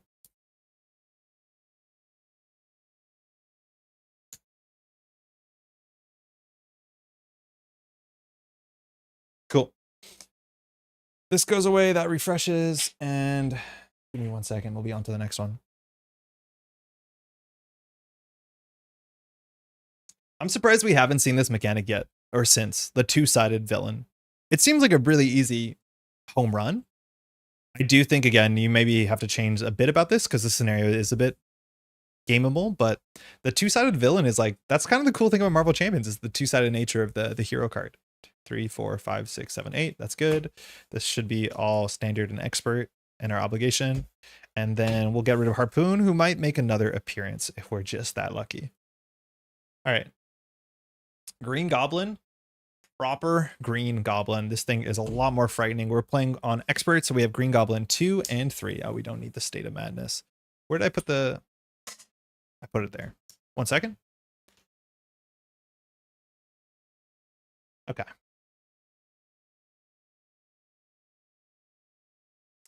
So this Green Goblin hits a bit harder. It's still the Green Goblin. This is Mutagen formula. So we find this Goblin by going Green Goblin 2. So we're going to start with 18 health here. Villain set 18. Win reveal, deal 2 encounter cards to each player. So we have to remember that. I'm doing this in the wrong order. And after Green Goblin attacks you and damages you, place 1 threat on the main scheme. I like that text. I think that's kind of fun. It recommends like perfect block gaming, which I think is also really fun kind of build. So if we can block or play toughness, we don't have to deal with this. But we have to remember every activation, functionally, we get another threat. So there are, I think, only 2. Yeah, only 2 side schemes here, or main schemes. Unleashing the Mutagen. So this starts with Green Goblin 2 and 3 on expert. Mutagen formula, standard encounter set, and we're playing with Goblin gimmicks again. You can definitely use any of the Venom Goblin sets if you want to, but they're a fair bit harder. Again, the encounter deck is this big. Don't know what to say about that. That's kind of wild. It says put a Goblin Thrall minion into play engaged with you. So put into play. These minions have pretty rough text. We'll get back to that in a second. And then advance to stage 1B. So the back of this, and mind you, there's another card, has a small limit of only 7. As much as if this completes, we don't lose the game. Green Goblin has released a toxic mutagen formula into New York City, which is converting people into these thralls. When completed in player order, each player not engaged with the Goblin minion must discard 3 cards from the encounter deck and put the first Goblin minion discarded this way into play. I like how this is, I think, no, maybe not the first scenario, but it's one of the scenarios that minions really matter, and you actually can get buried by minions, and a lot of the minions scale with the amount of other minions you have. It's not like Swarm like Ultron, but it is a genuine pressure threat, which I like a lot. All right, so this doesn't really have text we care about just when completed, so we can kind of, you know, just be on our way. Goblin Thrall, though, 3 health and guard, and that's it. Boost. This puts into play engage with you. Goblin Thrall only attacks for 1 and thwarts for 1, which is not too bad. But there's a bunch of things that scale with how many goblins are engaged with you. So you want to deal with this sooner than later, let alone it has guard. So you kind of have to deal with it sooner than later. All right, so we have to shuffle this up and then deal 2 encounter cards to each player because the text on Green Goblin 2, and then we'll shuffle our deck and we'll be off. We'll give this a good shuffle. Our opening was really weird on the hero side. But yeah, this deck is like way too many cards. There's like unique minions in here. Like there's one big minion. And the chance of you getting it, like, I don't know what the odds are, but it doesn't seem really good. Whenever you finish the scenario and there's more cards that you haven't drawn than drawn, I feel like something's a bit strange. And in the last scenario, we drew like maybe a third of the encounter deck. Okay. Shuffle this up. Should be 40 cards, and we're off. Oh, deal 2 encounter cards. So 2 encounter cards is frightening. It means that we want to be prepared to deal with the board. If we have a lot of minions, we actually have some built-in way to deal with multiple minions. If we flip up and play a big attack, the 3 damage attack or the 3 cost attack can defeat 1 minion, and then we can use the Angel of Death to deal 3 damage to another minion. So inherently our events actually do double damage and spread our damage, which is pretty good. Having an early cannonball is good too, because that means that every turn we can get 2 to 3 damage based off of soaring acrobatics, and we just basically need to be able to survive. A Green Goblin's only attacking for 2 in a card, as much as if we don't take damage, we don't have to add a threat, and the threat threshold is relatively low. And again, with a deck that's over 40 cards, the chance of finding a Dark Designs or an Advance equivalent is relatively not worth playing around, if you ask me, which is a bit frustrating. And we're off. Oh. There we go. First card. Nick Fury. We'll keep this if we draw energy resources. It's always nice to have Nick Fury on turn 1. It means that we can get this down cheaply by replacing the cards, and then we have a chump block, which means we don't have to worry about what the villain's up to. Weapon X, that's probably in the maybe camp as well. It's not bad to get Weapon X down turn 1, because it is kind of nearly card neutral. You can always heal the damage with Warren. Team building exercise. We didn't get this down. This probably should be getting down. It is very good. If we have a double, maybe. I think we really need resources. We probably don't keep Psylocke. Razor Dive, I don't know if we want to keep this. It's very expensive. We only really want to play this once we're set up, but this card's very costly. And an Aerial Agility. I don't think I want to hold on to a defense event, so I almost never keep defense events in my opening hand. So we definitely don't want to keep these 3. We can only keep Nick if we get a double. How many doubles do we have in the deck? We have 3 doubles, then we have 3 fake doubles. Or we have 5 fake doubles. If we have a 6-card hand, we play 4 cards for Nick, play Nick, and then we draw 3 more. So then we're left with 4 more cards. So that means we could play Weapon X on something else. Team building exercise really demands another double. So I think it's either we start with team building exercise and go for that sort of like value play, or we go for the tempo Nick. I think I'm okay with going tempo Nick. I don't think there's that much we have to do on the table. We just have to survive 2 encounter cards. So I'll keep these 2 and then hope that we get 4 cards. That makes sense. Natural Flight, useless. Ever Vigilant, not the worst. Perseverance, not bad, but with Nick, not super useful. Get us a double. That's Moira. Ugh. I think I talked up too much about this deck having too many resources, and now we're struggling to play Nick Fury elegantly on turn 1. Okay. Good thing, we can get rid of a bunch of these cards. We don't need Ever Vigilant because our ready doesn't do that much. We either attack for 2 or we thwart for 2. That's whatever. We don't need Perseverance because we'll have Nick. We don't need Natural Flight because there's only 2 threat. And then I think we get rid of Moira. So we'll play 4 for Nick Fury. And then with Nick Fury, we'll draw 3 cards. Has anyone played the other Nick Fury Senior? I don't get it. Like, I think I only play it if I'm playing Nick Fury. Does any deck actually want to play both of them? We'll draw 3. We got Razor Dive. Okay. Vivian. Okay. And Metamorphosis. Metamorphosis we can do something with. All right. So either we can flip and then still flip back. So with this, we could play Weapon X. So we could Razor Dive for Weapon X. That will give us a card that will allow us to play one of these. I think we probably do that. So we're not playing more than one of these cards. So we'll play Weapon X with Razor Dive. Weapon X causes us to take a damage and alter ego to rip cards off the top of the deck until we find an identity specific card. Now Warren Worthington's ability just says heal 1 damage. I'm just going to do that immediately at the same time. We'll do this into that, so you won't see my health change. We got Worthington Industries. Sick. Okay, that's good, but we might have a problem here. If we want to play Worthington Industries to draw a card, we actually go down a card. So if we play Vivian for Worthington, then Worthington draws a card. Unless the card we draw with Worthington is a double, we cannot play Metamorphosis. The other option is we can hope. We, in theory, the chance of drawing a double, we have 1, 2. How many air power flights can you play in your deck? Is it 2 per deck or is it 3 per deck? It's 3 per deck. So that means we have 6 doubles. I'm going to believe that we get a double. I'm going to play Vivian for Worthington. I'm going to use Worthington to shuffle an aerial card into our deck. Admittedly, that's not going to be great for us, but I'll just take the aerial agility because if we draw it, that's fine. And now we're hoping to draw a double so that we can play our Metamorphosis. And then draw a card, probably. Good setup turn, though. No. Okay, no shot. So we'll flip up. I'm assuming we'll flip up to... having 2/2 costers is a bit rough. I'm assuming we're going to flip up to Angel, and then we'll just clear the Goblin Thrall. So we'll flip up with Angel. We have 1 attack, so us and Nick can deal with this. I don't think it's that bad to keep this thing around. And then our hand, I think we'll hold on to Metamorphosis because it allows us to flip down, draw cards, and heal and stuff like that. It also allows us to do a flip up and do 2 damage, and then 3 more damage. We'll hold on to it. Then we'll block with Nick. All right, Prof X. There's the Power of Flight. Perseverance, so we definitely want the flip. And last card is an energy. Okay, so there's all our doubles. This goes to 3. Green Goblin is attacking for 2 and a card. Again, if this does damage... Oh, great. Green Goblin says damage you. That's really important. So if Green Goblin damages Nick Fury, we don't have to place 2 threat. Oh, this is Green Goblin 3. Sorry. We're on Green Goblin 2 still. So this says after a goblin attacks and damages you. So Nick Fury is not us. So 1/2. Boost 2 icons, 4 damage. Nick is defeated. We don't have to add threat. And then we draw 3 encounter cards, and we're hoping for the best. Regenerative healing. Probably doesn't do much, does it? Oh! It's never good when the card has the same name. Yeah, because it means I probably deleted the other card. So I need to write that down and remember that. But regenerative healing.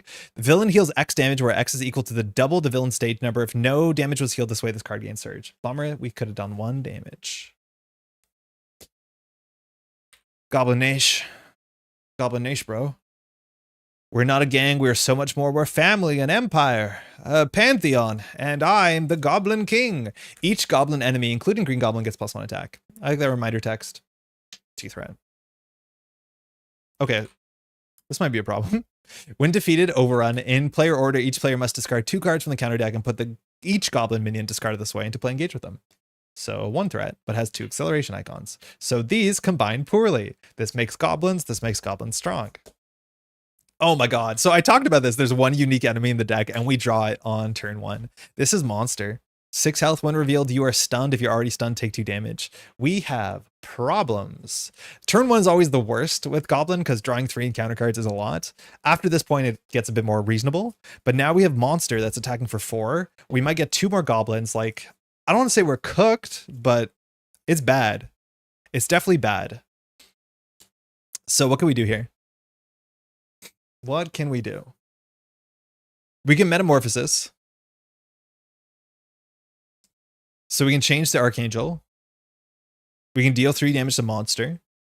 And then we deal 2 more damage to monster. We're stunned, so we won't be able to defeat monster. Then we can play Prof X. The other option is we can flip up to Archangel, eat the stun or whatever, and then we can flip down with Metamorphosis, which will actually draw a card and remove 2 threat from this scheme. Probably want to remove 2 threat from that scheme.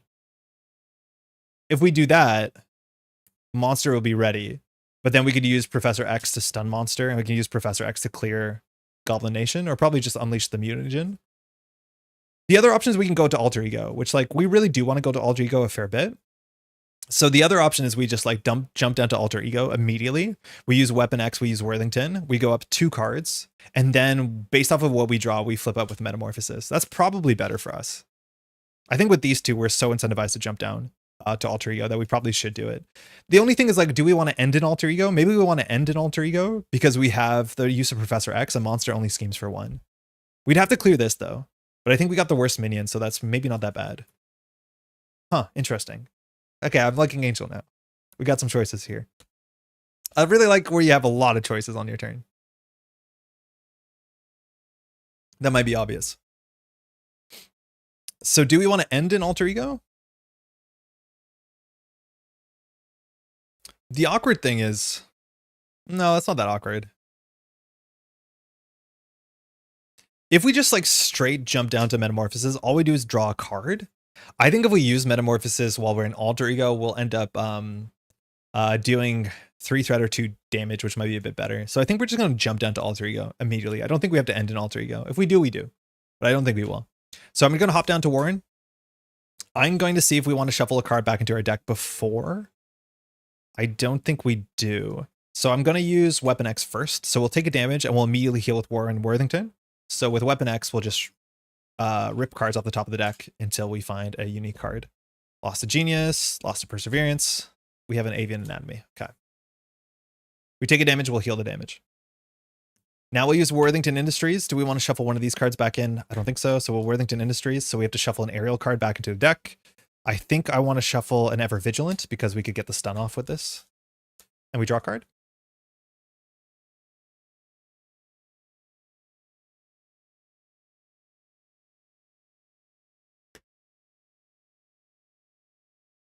Mansion. Huh. Huh. How greedy are we feeling? Do we want to have this huge tempo dump on us and just say we'll build a house? Like, ooh, we could consider it. It's probably not responsible. So here we can... I don't think we're going to play the Mansion. So we could do Avengers Mansion, Avian Anatomy, and Metamorphosis. That will functionally draw 2 cards, remove 2 threat. I think we'll deal with the Goblin Niche first. Yeah, I think that's fine. So we'll play Avengers Mansion and Avian Anatomy to play Metamorphosis. Metamorphosis will flip to Angel. So we now have flipped twice, once using our once per turn, once using Metamorphosis. We have a bunch of triggers here. Remove 2 threat from a scheme, so we'll clear Goblin Niche. We'll also now have Angel's ability that says when you play an event, after you play an event, draw a card. So we draw another Avian Anatomy, and then we'll fire Avian Anatomy, which says after you play an event, return it to your hand. So we can Metamorphosis again. Wait, that's killer. That's actually really good. We can jump back down to Alter Ego. Wait, we can keep Metamorphosing. Is that good? I mean, it's funny. Wait a second. Avian Anatomy to Metamorphosis means that we can jump, deal 3 damage, deal 2 damage, but then we can't defeat monster, which is a bummer, unless we draw one of our like defense events that gives us Retaliate. We have all of them in the deck. Yeah, if we get Retaliate 1, we'll defeat monster. I don't know if you get Retaliate 1 for the attack or for, what is it called? Like aerial agility or something? For this attack. Okay, so we'd have to do it on monster. The other option is we can flip down. Huh. Very cool. I'm back in the present. Great big T games with Pat. They were really fun. Glad you watched them. They were actually really, really fun. That deck was like, it's definitely not a tier 1 deck, but against like, you know, average Netrunner, it seems like an absolute treat.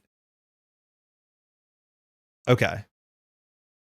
So I think we can take the toughness. We need to get rid of Overrun. So I think we thwart for 2.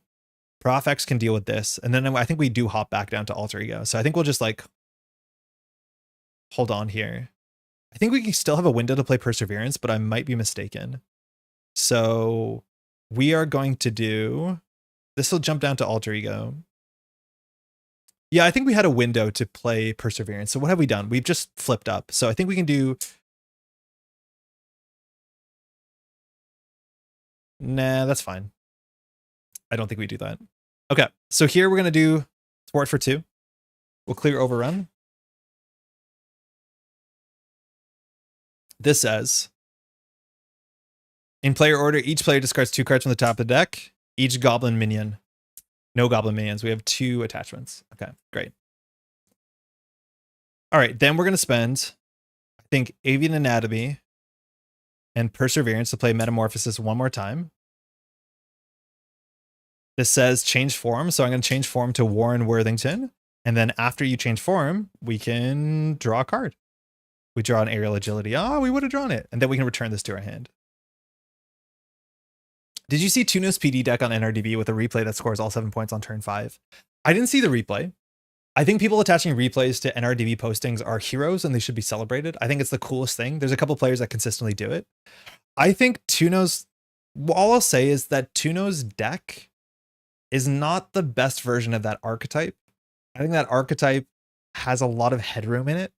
And I've seen a lot of equally good players to Tuno do ridiculous things with HB playing a lot of the new events. I think that is a tier 1 deck. I'm not sure that you need to play core damage, but I do think the deck is very, very good. I'm interested to see if people will play it this weekend. But I've seen a lot of like rumblings and I've seen some really disgusting replays of people playing decks like that are surprisingly robust. I'm not convinced that salvo testing is the best way. I think that there's some slots that I think you can change, but I do think that's an archetype you have to get ready for. It's a very, very powerful archetype too. All right, so now we're going to play 1, 2, 3. Do we Metamorphosis another time for Prof X? After Prof X enters play, we're going to confuse Green Goblin. I think we are going to hop up more in time. Prof X will thwart 3. We could hop up one more time. Do we stun monster? Because this is bad to hold this, because this just does this. So we can hop up to Archangel to deal 3 damage to monster. I think we probably do that. So I'll play Power Flight for Metamorphosis. We'll flip to Archangel. So we've hit every single mode. Once we enter with Metamorphosis, we deal 3 damage to an enemy. Unfortunately, we're stunned. So Green Goblin is confused. We could have stunned monster instead. Actually, I think I'd rather stun monster. Because we can chump block with Prof X. This is better for us. That was a wild turn. Straight up a wild turn. Techno-Organic, nice. Ever-Vigilant, also nice. Brother Voodoo, Ready to Rumble, and an Aerial Agility. So we have a toughness if we need it. This goes to 1. Goblin's going to attack for 2 and a card. We'll block with the Prof. Sinister Strike, 3 damage. Prof X is defeated. Monster is stunned. Encounter card. Goblin Glider, not the bad one. So this, I think, just gives +1 damage, and it's 2 energy icons to remove it. So Goblin's attacking for 3 and a card. That's fine. Oh, we have to add 2. We have acceleration. Have to remember that. Okay. So from here, we're stunned. That's okay. We have no natural 3-cost cards in our hand, so we can't delete monster that easily, but Ever-Vigilant lines up relatively well. I think we could afford to hop down to Alter Ego this turn and just say, scheme, I don't care. So if we want to play Organic Wings, it's probably the best. So if we play 3 for Organic Wings can play Ever-Vigilant, and I think that's probably a good setup turn. So we'll play 3 for Techno-Organic. Techno-Organic Wings, either as Archangel, we can play an aerial event, reducing its cost by 2, which is really good. So first I'm going to attack, which takes a stun off. Then I'm going to exhaust this to play Ever-Vigilant. This says, ready your identity, remove 2 threat from the main scheme. We just played an aerial event, so we can do 2 damage to this. Then Archangel can attack for 2, defeating the monster. Then we're going to flip down to War Inside. We're going to use... Our deck is really thin, so we could Weapon X. I don't think we need to. So I'm just going to Worthington Industries to shuffle my favorite card back in. We've seen no Stun or Confuse. We haven't found any of our Adaptive Plumage. So the question is, what is the best card to add back into our deck? Don't forget Archangel response. Yeah, Fabian, how's it going? We did it. That's how we did the damage. We did 2 into 2. I don't know if I forgot. Oh, I forgot it last round. You're right. I think I forgot it last round. Let's just do 2 into Green Goblin. But yeah, I think we forgot to do the response off of playing the Metamorphosis. Great catch. So I'll just do 2 to the villain. But we would have done it to monster, but it wouldn't have changed. Good catch. Yeah, for sure. So we have to shuffle an aerial card back in. Why not my favorite card? And then we draw a card, which if it's a bad card, we'll discard it. Yeah, after you change, exactly. Yeah. I forgot that. That's a really good shout out. It's a strength. I'll hold on to strength. I don't feel bad about strength. And we'll draw back up to 6. Power Flight, Ever-Vigilant, Cannonball, good, as much as we only have 1 aerial card. Adaptive Plumage, okay, now we're gaming. Double adaptive, okay, great. So this goes up to 1. Green Goblin schemes for 2 and a card. 3 boost icons. Can't say I'm happy about that. This goes to 6, hoping for no activation. I don't know which Goblin cards. I haven't played this in a while to know which Goblin cards just say activate. This one doesn't. This is Goblin. Okay, hold on. Not that Goblin. Totally different canonical Goblin. This is Goblin. That's so funny compared next to each other. This is Goblin Soldier. 5 health is a lot. When defeated, deal 1 damage to engaged player. So that's fine. 5 health is the problem here. These things are just kind of annoying. All right. Our deck, I'm going to check how many identity specific cards. We have lots. We have 2 Metamorphoses, so we can Weapon X here and then heal. So I'm going to use Weapon X to take a damage. I'll heal it with Warren, and we'll just rip cards until we find that. We could have Worthington first, honestly. That might have been okay. So Goblin Soldier, we can do... I think I'm going to Worthington back in our big Dive Bomb, just because if we deal with the Goblin Soldier, that'll be great. I think we have to get rid of Threat for sure, but we can do a bit of everything, I think. So Worthington shuffles an aerial card in and then draws if you're Alter Ego. Okay, that's a good threat. So I think we're going to try and hit every single form of Warren. So we're going to flip to Angel, excuse me. In Angel mode, We're going to do Power of Flight into Natural Flight. So we're going to move 4 threat. So 6 goes down to 2. And then we're going to use Angel's ability to draw a card. It's an X gene. Bummer. Can't play that. Only when you're a mutant. We're not a mutant anymore. Oh, we should play Cannonball. I don't think we have to play the Ever Vigilant. So, well, we'll pitch X gene. We'll pitch Strength for Cannonball. We can activate with Cannonball. And Cannonball takes less consequential, and the consequential defeats Cannonball for every aerial card. Our hand is only aerial cards. So we can either use Cannonball to threat 2 or Cannonball to do 2 damage to the soldier. I think we're trying to stun Green Goblin for 1. And then we might have Worthington too soon, honestly. It might have been better to Worthington the advanced plumages back to a small deck. I think that's actually right. I think we strictly did this too soon. We would have lost the card draw, actually, so maybe it's not wrong. I just don't want to cycle the deck now, and we are going to cycle the deck. So we can attack for 2/4. We don't have Overkill. But if we play Metamorphosis, we can do 3 damage plus 2 damage. So that shoots the soldier. So I'm going to just Cannonball for 2. Okay. Are we even going to Metamorphosis, though? No, I don't think we are. So I'm going to do 2 damage to the soldier. Then, oh, we have to Metamorphosis. Hold on. We have to. Maybe we goofed it. Maybe we were meant to jump up to Archangel first and then down to Angel. Because I can't Adaptive Plumage. Oh, no, I still can. So I'll pitch 1, 2. So if that's the case, this will do 3 damage. No, we can't. We're a card short. Oh, F. That's really quite bad. So I guess we don't play Adaptive Plumage. Or we Metamorphosis back down. I think Metamorphosing back down maybe makes more sense. Yeah, that's a bummer. Okay. So, oh no, but we can't. We flipped to this. Yeah, we probably should have flipped up to Archangel. Interesting. So we have Cannonball's damage either to put here or here.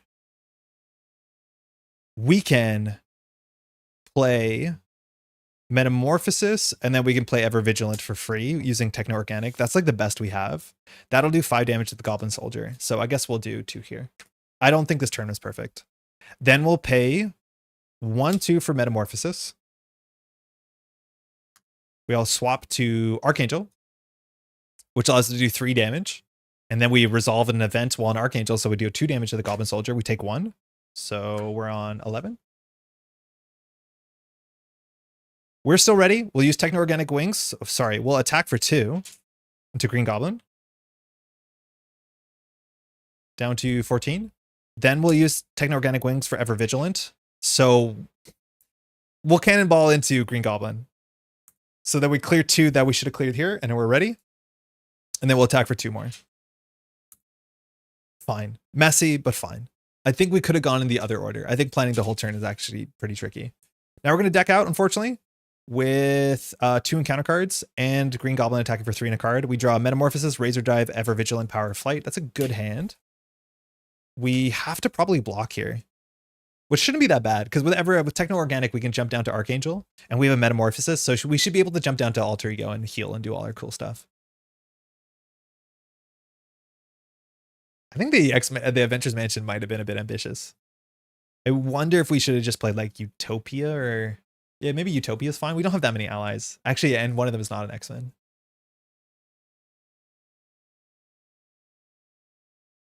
Maybe we could have just played like Power in All of Us because we have a whole bunch of neutral cards that are expensive. I just worried we have too many resources. Last card, speaking of, Genius. Okay, that's not a bad hand. Resources line up really well, mind you. A lot of our events cost 2 or 3, so it's not the worst. So we put 2 because of acceleration. Green Goblin's attacking for 3 in a card. We can, if we take no damage, we don't have to put 1 threat on the main scheme. If we block, we're probably still going to take damage. I think we can afford blocking here and hope that it's no boost. No boost is unlikely, but I don't think our activation for 2 is going to matter that much. We have an Ever Vigilant to ready, so yeah, and then Techno-Organic, so we'll block for 3.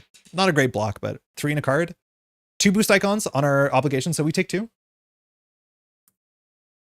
And then this ability on Green Goblin too says, After you take damage, place 1 threat on the main scheme. 2 encounter cards. Intimidation. Oh, it's a Goblin Gimmicks card. Okay, we don't have the text. Choose to either spend 2 resources of a type or give the villain 1 face down boost card. I'm going to give a face down boost card. Dark Designs. Ooh, that's bad. Oh, that's a really bad combination. Place 1 pursuit counter. And now because of the boost card, Green Goblin's going to scheme for 2 and 2 cards. So we don't lose if this goes through, but it's not great. So 1, 2, 3, 4. So we're cooked. 5, 6. Okay. So we advance unleashing the Mutagen, which has text on it. So now we have to be careful because this is the last game. So unleashing the Mutagen says, when player order, each player not engaged must discard 3 cards. 1 Goblin, 2 Goblin, 3 Goblin. Put the first Goblin and discard this way into play engaged with them. So we have a Goblin Soldier. That's the 5 health one. When defeated, you take a damage. All right. That was really bad. If we didn't get the boost icon, I think we still advanced. 1, 2, 3, 4, 5. Yeah, I think we still advanced without the boost icon. Mutagen Cloud. When revealed, advance to 2B. As the cloud engulfs the city, those unfortunate enough to be caught in the vapors begin to shiver and shift, mutating into hideous goblin creatures. I think this has more interesting text on it. The goblin creatures serve Green Goblins every command. Stop Green Goblin before the monstrous militia overruns the city. Oh, I like this text. I'm surprised this text hasn't showed up somewhere else. So it starts with 4 threat, which is pretty high. And it gets acceleration X is equal to the goblin enemies in play, including Green Goblin. So you do get overrun. So currently, if we don't defeat the Goblin Soldier, this will go up to 6, and it can only get worse and worse and worse. And if this is completed, we lose the game. I think it's a really fun text for a minion-heavy scenario. I like that a heck of a lot. All right, it's back to us. We have Cannonball that can attack for 2. Probably going to thwart here. We have Razor Dive to shred the Goblin Soldier, which is probably what we're going to do. And then we'll do 3 damage. Oh, that'll defeat the Goblin Soldier. And then we can do Metamorphosis. We have a lot of tricks with this hand. I'm going to struggle to figure out what the best line with this hand is, but I think we're just going to try and vibe and play it and see if we can get to the best line by just playing it out. But I think you can think for a long time what the best line here is. So we'll Techno-Organic Wings to reduce the cost by 2. Wait, I like every card in our hand. Wait, Techno-Organic Wings is really annoying. Because this plays this, this plays this. So what do we get rid of? Do we need Metamorphosis? Well, Metamorphosis we can play for free. So we can remove 2 threat, draw a card. That might be fine. I don't think we're flipping back down to Alter Ego. So I think we can Metamorphosis down cheaply, draw a card, and then jump up and Razor Dive. That might be fine. No matter what, you don't want to, like, you always want to flip if you can flip, because otherwise you lose value. At least when Metamorphosis, I guess. Sort of. That's actually not entirely true. So I think we'll Techno-Organic Wings to play Metamorphosis for free. So we're going to not use our once per turn. We'll flip to Angel. And then we'll remove 2 threat from a scheme. And we played an event in Angel, so we draw a card. It's a Perseverance. We technically have a window to play this Perseverance. After you change form, I think we can. I'm not sure, because we changed form halfway through the event. I'm pretty sure you could play it. Okay. So we're exhausted. Here, we've already done our ability. So we don't have a huge reason, but we can always Ever Vigilant, which I think we do. So we'll Power Flight Ever Vigilant. So Ever Vigilant, we are aerial, so this is going to remove 2 threat and ready us. And then I think we just play these 3 to destroy the Goblin Soldier. We're still ready, so I think we're going to attack on our Archangel side. We could have actually flipped down to Alter Ego, which would have been kind of fun. That might have been okay too, to just Metamorphose down to Alter Ego, but I'm going to flip up to Archangel. We have, oh shit, we were meant to do Cannonball first. We forgot. I'm going to Cannonball first. Of course I will, for 2 damage into the villain. This doesn't have guard. Need to remember to do Cannonball at the top of the turn. Usually I attack with allies later in the turn, but Cannonball is the one ally that you really want to go first with. You can use any abilities, including events, in the middle of other abilities. Oh, because it's a response. You're right. It's not an action. So you can just interrupt. Yeah, as long as our timing point is hit. Okay. But I can't wait for the whole resolution and do the rest of Metamorphosis, right? Because then it's too late because I haven't just flipped, is my guess. All right. So then I'm going to pitch 1, 2, 3 for Razor Dive. So Razor Dive says deal 6 damage to an enemy with Overkill and Piercing. So 5 to the Goblin Soldier, 1 to Green Goblin. And then when Goblin Soldier is defeated, we have to take 1 to the engaged player. And then we can use our Archangel ability to do 3 damage to Goblin. And then we'll do Archangel to attack for 2. We need to make sure there's no minions, which is really good. We're now going to use Worthington to shuffle in our favorite card. I think it's going to be Metamorphosis because it is just functionally my favorite card. You think that's right? Yeah. I'm really good at timing in a lot of games. I want to be very clear. Like, rules do not scare me. I feel like Marvel Champions, for some reason, the rules scare me a bit more. I don't know why. I gotta think about that for a bit. Okay, so we don't draw a card. We definitely could use a flip down to do a bit of healing, to do a little, all our nice little pit stops. And we'll draw up to 5. Strength. Nick Fury, nice, good combo to start. Ready to rumble, okay. Perseverance, might not play that. Moira.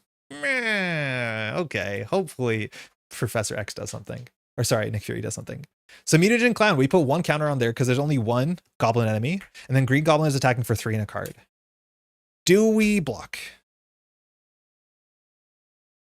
If this does damage, we put 2 threat. Oh no, 1 threat. We're not advanced yet, excuse me. Notably, when we advance with Green Goblin, we deal 3 encounter cards, so we want to get really ready for that, because that's a huge jump of stuff just on the table. So 3 in a card. We have no block stuff in our hand. I think we can afford to block. Our activation is not super valuable. Green Goblin's on 2 health, so we'll block for 3. 1 boost icon, that's the worst case. So we, well, not the worst case, it's just that's what feels like the worst case. So we take 1 damage, and that means we have to put 1 threat on here. Counter card, Pumpkin Bombs. Attach to the villain. After the villain attacks you, discard Pumpkin Bombs, take 2 indirect damage. This will work pretty poorly with our harpoon stuff, and spend 2 physicals to discard this. So this is guaranteed 2 indirect damage. That's actually not great. Cannonball's okay at soaking indirect, but not my favorite. Our hand has no aerial cards, so we don't do Cannonball right away. I'm pretty sure we will play Nick. So we'll play Strength, Moira, and probably Perseverance. Actually, no, I think probably Ready to Rumble. We'll play 4 for Nick Fury. I think especially, to be honest, I'm slightly better with MC's ruling than Arkham's. I think they're, especially with the combined rules reference on FAQ, improved a lot with regards to clarity, and they actually fixed some of the issues I did have. Unlike Arkham, which just is letting some major rules issues rot. I know that there's still ruling things on Arkham that get updated on the FAQs, like, oh, someone published an email that like Quick Learner works entirely differently than they ruled it did, and I don't mind about that. Like, changing how rulings work, that's better than being stuck in a weird rulings section. I'm just gonna draw 3 before I forget. Nice. I think the thing with Arkham that I don't understand is boosting for skill cards. Like the window after you boost, are you allowed, like the skill timing of including skill cards? It feels like there should be only 1 checkpoint, and there's like 4 different checkpoints that have very small, nuanced English, well, depending on your language, but like very small semantic differences. Like after you commit, when you commit, after you fail, after the results of the test. Like I think Quick Learner put up a really good video about it, but I watched that video and I was like, okay, I'm not going to remember that next week, and I'd have it. And so I'm just like vibing to be like, okay, what's the order between the result of the success, the result of your, your cigarette case, and then the result of all the other cards you committed. That one gets me. That one I don't understand. Okay, we got 2 aerial cards. That's a good start. We could get rid of some attachments. We might need to. This is going to do 2 indirect whether we want it or not. I think this might be a good time to metamorphosis down to Alter Ego to get some healing in. We are exhausted. If we go down, we'll draw 2 more cards, which is okay. But before we play this, we should consider using Cannonball. So I think we're going to Cannonball not to advance. I think we'll Cannonball to remove 2. Then we'll Techno Organic Wings for Metamorphosis. I think we're actually going to jump down to Warren, because we haven't used our once per chain, so we can jump up. So we'll jump down to Warren. Once we get to Warren, draw a card. Psylocke honestly might play her with this hand. We'll use Weapon X and Warren to cancel each other out. I don't think I'll shuffle the Metamorphosis with Worthington before I do this. So we're going to discard until we find a natural flight. Then we'll do Worthington Industries to shuffle my favorite card back and then draw a card.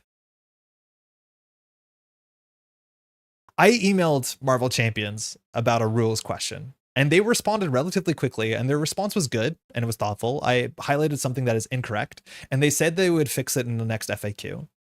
I can't tell if that FAQ has been out since.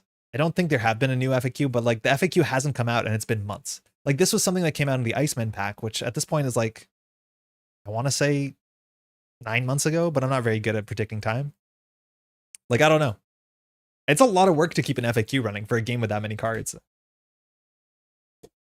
Acrobatics, okay. Whoa, wait, we can play Avengers Mansion. Why do we have this many cards? So what can we do here? We can still flip up. If we play an event in Angel's side. Oh, thunder is starting. It's about to rain real bad. If we flip up, so the responsible thing would be getting rid of some of these things. That's the responsible thing. I think we need to get rid of these things before we flip Goblin, because we're going to draw a lot of attachments. We could play the Venger's Mansion down. There's always an option. We could, but I think we might just want to get rid of these. There's no aerial card that I want to play, which is a bummer. I think we just flip up, play Perseverance, and then clear some of these counters. So we need 2 physicals, and we need 2 energies. And so I think we just flip up and play Perseverance. I'm fine with this. So we'll flip to Angel. We'll play Perseverance. I don't have the other art. That just says, after you change form to hero, give yourself a toughness. We have Nick for the block. I'll spend 2 energy and 2 physical to just clear all of these things. They just say action, spend 2 of each type. Okay, Nick Fury will not attack for 2 because I don't want to advance. Actually, should we advance now? We have Nick Fury for a block. F it, let's just advance now. So Nick Fury will attack for 2 into Green Goblin. That defeats Green Goblin, and we go to Green Goblin 3. Green Goblin 3 when revealed, deal 3 encounter cards to each player. Each player? I didn't realize that. That's hilarious. That's wild. And then after Green Goblin attacks and damages you, place 2 threat on the main scheme. We have only 20 health. Not too bad. And that should be it. We drop. Perseverance, X-Gene. Feel like we're gonna miss X-Gene, our favorite. Aerial Agility if we need another block in there. Power Up Flight. Notably too, this hasn't come up, but playing like defense and playing like a perfect defense build is actually really satisfying.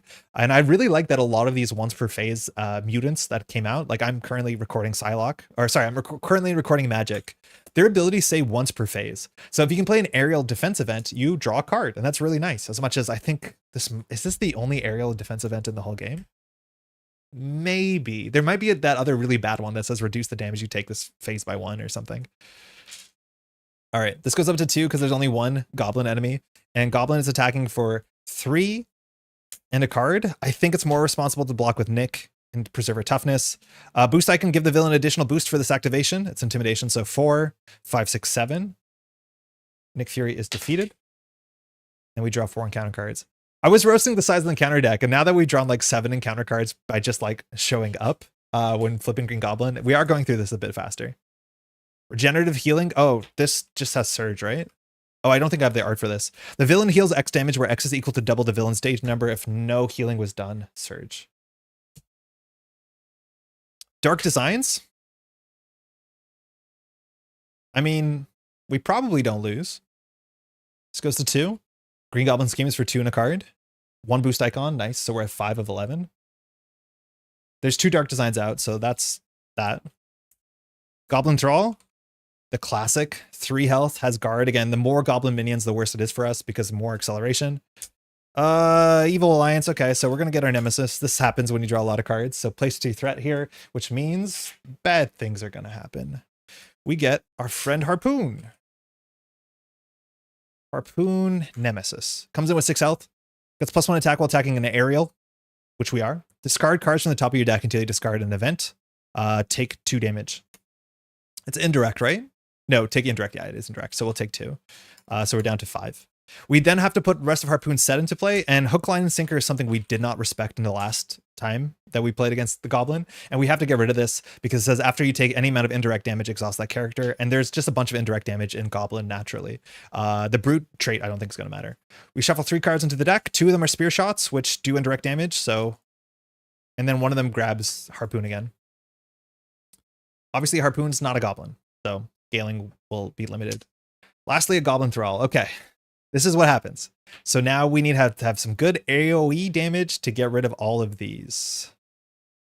Did I put 1 extra here? Did I? Oh, we're not Archangel, so we're fine. Okay, 3/6/3. Not great. Let's check our hand. Cannonball only attacks for 2, which doesn't line up well. But there's a chance that an Archangel, we can do some nice split damage. Our priority is to not lose the Mutagen Cloud, but I think our priority is just to get damage on the table. So we have Metamorphosis, which can do 5 damage. This is the only aerial card in our hand that's really playable, which is a bummer. So there's a chance we Metamorphosis. Oh, I wish we had the thing that could return Metamorphosis to our hand. If we have an anatomy of Avian Anatomy, that would be so good for us because we could play Metamorphosis twice. So our options are to Metamorphosis down to Warren. In Warren, we'll draw a card, draw a card, draw a card, and then we'll flip up to our hero mode, to Archangel, and then start dealing with the table. Last rules reference was 23rd of July, 2024. Oof, I don't like that. I know the FAQ is like a massive amount of work, but I just wish it came out a bit faster. We have 2 aerial cards, so we can use Cannonball here, but we definitely need to be dealing with some of these minions. Technically, Goblin Thrall matters because of Mutagen, but Harpoon, if it attacks us, it's the worst. Oh, actually, it only attacks for 2. It's not that bad. Oh, but it does indirect, so that's bad. So I actually don't know how to split this up. We have 2 dark designs out, so I don't think Mutagen and Cloud were that scared of it, because we have our both advances, our 2 dark designs. And so it's unlikely that we actually lose because of threat. So I think I'd actually prioritize the Harpoon. Okay. We'll do Cannonball, will attack for 2, and 2 Harpoon. Fine. Maybe we should do Hook, Line, and Sinker, I'll be honest. I can't tell. I'm hoping for the best. Power Flight for Metamorphosis. Power Flight generates 2 for aerial cards. It's so weird too. There's like certain allies that are literally flying in their art that don't have the aerial trait. I know it's something that they're probably not going to go back and fix. I just find it really silly that there's certain cards that are like flying in their art and they don't have the trait. So we're going to change to Warren Worthington, which allows us to draw a card. We get a team building exercise. That's not what we want.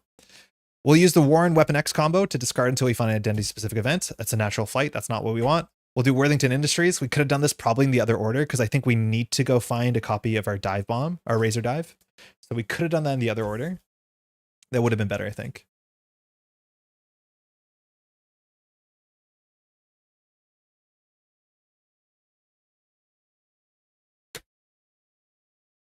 Nice, but not perfect, but nice. Oh, that's ugly. We have no damage in our hand. Actually, really quite bad. We have literally no damage in our hand. We're awful. Genuinely awful.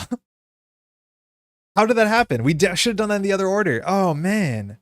Our hand has literally 0 damage.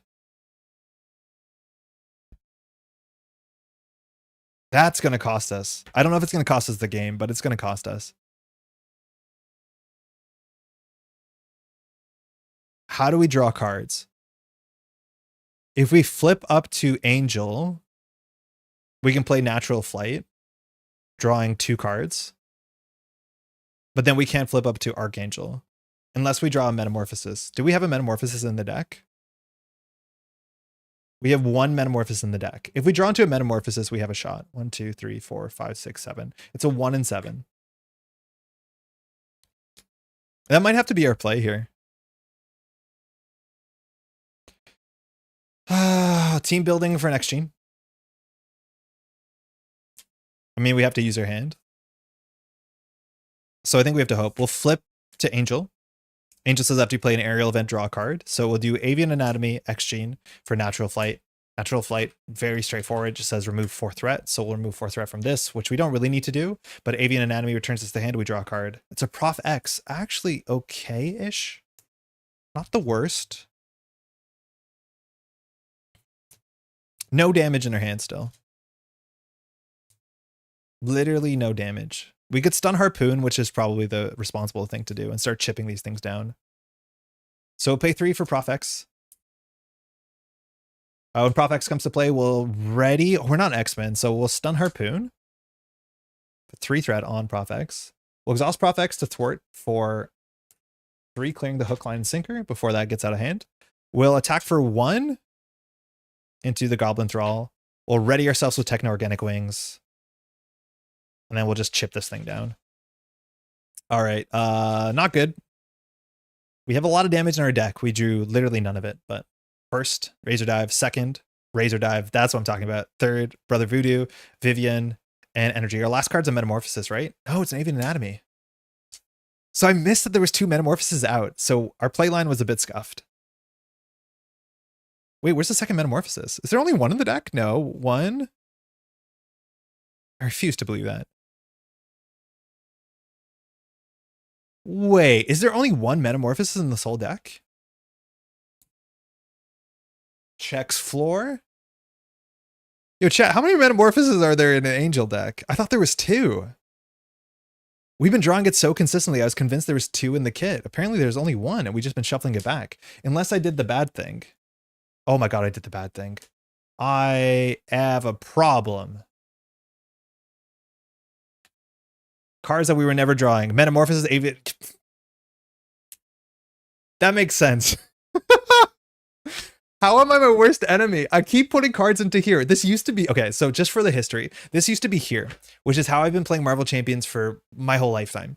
The problem is like now this is in the way because of the microphone here. So I was suggesting it was a good idea to put this here, but this is too close. And so anytime that my hand goes over here, it randomly goes into a different bin. I need to make sure I don't do that again. Because obviously that's been in there for a while. We've probably cycled our deck a couple times.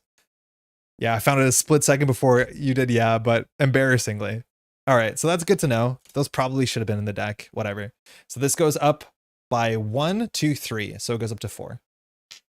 Green Goblin's attacking for 3 in a card. Now we have a toughness. I'd rather use the toughness on Green Goblin than the Goblin Thrall. So Prof X might not block anything. We might just hold Prof X. Prof X could block for one of the Goblin Thralls. I don't think that's a big deal, but we are probably going to take the toughness off Goblin. If the Thrall takes the toughness, it's fine. 3 boosts, nowhere safe. We put 1 on Pursue Bypass. We lose the toughness. So then Harpoon attacks. This Thrall attacks for 1. Do we think Goblin's going to attack us? If a Goblin's going to attack us, we should keep Professor X as chump block, but I think we'll just assume it doesn't happen. So Prof X takes 1. Goblin Thrall does 1 to us. We're on 4. 1 encounter card. Overrun. Yikes. Scary. Comes with only 1 threat, and when we clear this, we rip 2 cards off the top of the deck, and we get each Goblin minion. Obviously, Goblin minions are a problem because Mutagen Cloud is really cool. Luckily, we already got Monster on like turn 1, so maybe not the worst thing ever. And Prof X is defeated. Okay, so we need to deal with the Goblin minions really, really quickly, because the more they basically each functionally have an acceleration icon on them, right? We have Razor Dive, which will rip through a Goblin Thrall. We just had the 4th threat in a single turn, and we have to come back from that. We have no Metamorphosis for obvious reasons. So we can Razor Dive. What mode do we want to end our turn in? I feel like we just have to let this go through. Wait, Vivian actually is interesting. What does Vivian do? After Vivian enters play, choose an attachment, non-elite minion, or non-permanent side scheme. Until the end of the round, treat the card's printed text box as if it were blank except for traits. Are icons on the text box? Are icons part of the text box? I mean, it's not text, but it's in the text box. Can we blank acceleration? Is Vivian cool? How cool is Vivian? Okay, so Razor Dive can just do 6 damage. It can do 9 damage, which will defeat 2 enemies. I think we have to flip up to Archangel. I think there's no way around it. And so we will. Our last card is an Avian Anatomy, so we have no reason to play Brother Voodoo besides a cheap block. Checking, thank you. I'll flip up to Archangel. We'll Techno to reduce the cost by 2, X-Gene by 1, Razor Dive. Deal 6 damage to an enemy. We'll deal 6 damage to Harpoon. This is Overkill and Piercing, so 2 damage goes to the Green Goblin. Down to 18. Then we played an aerial event, so we can deal 3 damage to the Goblin Thrall. Overkill, mind you, is not an attack, so we can attack Green Goblin. Oh, while this minion's engaged, you cannot attack the villain, so Cannonball could have still attacked it. That's fine. Oh, I need to use Cannonball first. Apologies. I need to use Cannonball because I lose aerial cards. Oh no, I still have 2 aerial cards, Vivian, so that's fine. So I think Cannonball will thwart for 2 because we are not capable. I think we play Vivian. We'll play Viv. Only has 2 health. Vivian will chip down Goblin Thrall. I'm assuming Vivian blanks Overrun.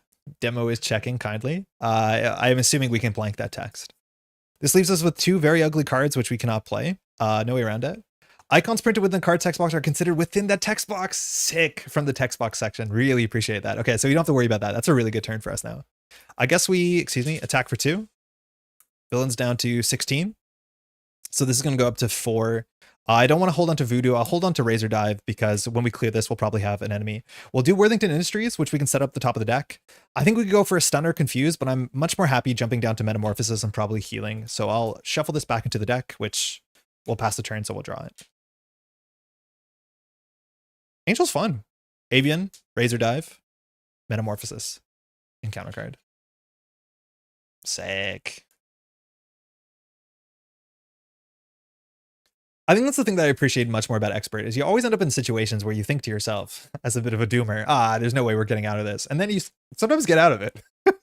Which like sometimes on standard, you just don't have that experience and you're just coasting. But like, I like the situations where you're like, there's no chance our hero's getting out of this one.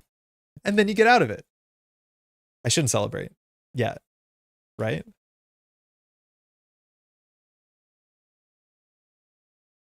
All right, we have 3 cards in hand. Good cards too. Oh man, I love Avian Anatomy Metamorphosis. Power of Flight, Perseverance. Okay. So this goes up to 3 because we ignore that, 4 because of ours. And now Green Goblin's attacking for 3 and a card. If this does damage to us being the hero, this is puts 2 threat, which is pretty high. So if that's the case, I think we'll just chump block for Vivian. I think Thwart 2 is not worth it. And then we'll take 5 damage. We got rid of Harpoon's Harpoon. That's huge because that actually spawns Harpoon. 2 encounter cards. First one. Wicked Ambition. Oh, is this a Thwart? Uh-oh. Discard X cards from the counter deck where X is equal to double the villain stage number. That's 6 cards. Okay. Each time a goblin minion is discarded this way, choose to either take 3 damage or put that minion to play engage with you. What? Holy crap. That's a card? Okay. 1. That's bad. X is equal to the villain stage number. Each time a goblin minion is discarded this way, choose to either take 3 damage or put that minion to play engage with you. Okay, so we found the other big one. I don't want this in play, engage with us. It doesn't do when revealed, but this is Goblin Knight. After Goblin Knight attacks, you discard. I don't want to have a 7th minion. I think we just take 3 damage. We can't do that again. We're very quite hurt. I wonder if we need to heal. So we're going to take 3 and ignore that. So that's 1. We have another encounter card, mind you. 2, 3, 4. Okay. Another decision. We have to put that in engage with us. We don't have a choice here. When this is defeated, we deal 1 damage to us. That'll defeat us. 4, 5, 6. Okay, nice. That's a cool encounter card. I like that a lot. Okay, the deck still haven't gone through it. Talked shit about it, gone through it. Last card.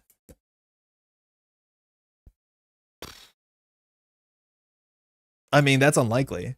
Discard X cards where X is double the villain stage number. So 6 more cards. We have to take every minion. 1, 2, 3, 4, 5, 6. Oh my god. And we deck out. Okay, I did say that we were out of it. We're not out of it. We are going to lose. We're so going to lose. We need to defeat. We basically need to win this turn, which maybe we can do it. The problem is that these have guard. This has guard.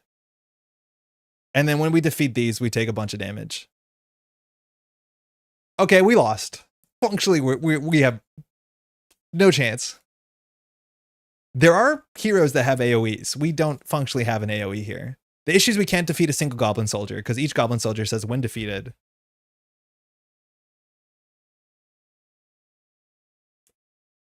Vivian, classic. So that should be, she was just defeated. Deal 1 damage to the engaged player. So we have no way out. The problem is that this is going to go up 1, 2, 3, 4, 5, 6, 7. So it's going to hit exactly 11, 8, 9. That was bad.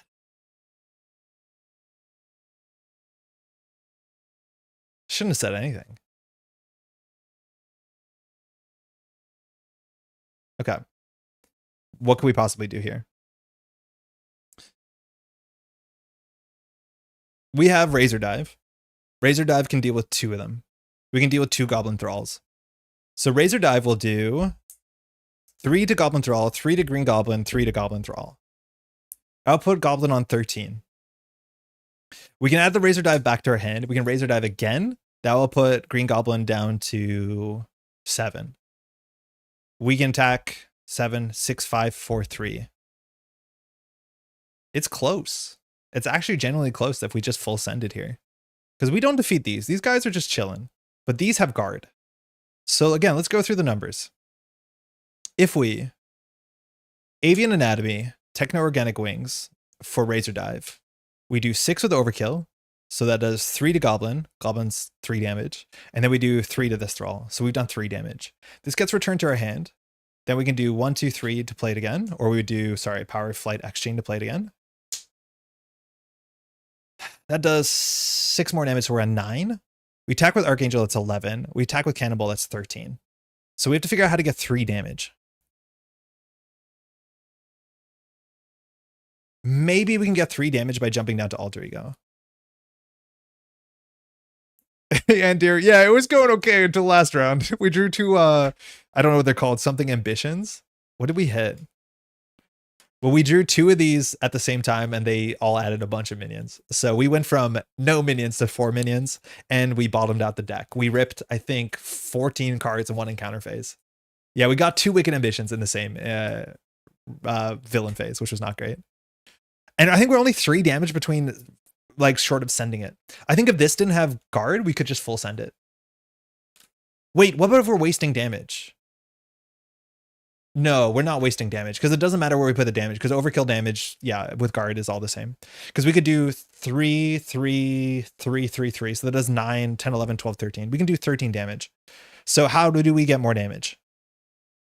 If we Avian Anatomy into Metamorphosis, it loses us a replay of Razor Dive. So that costs us damage, but we could draw cards. We could heal. We're going to need to heal because there's no way we survive this round. Oh man, we're so close. We just can't draw a single card. We could also like Metamorphosis into Alter Ego, or sorry, into Angel, and we could Perseverance. Then we draw a card, we draw another card. Then we'll have a Toughness. So we eat the Green Goblin attack, and then we get attacked for 1, 2, 3, 4. That's obviously not good. I think we need to defeat the Goblin Thralls and just figure out how to hold on.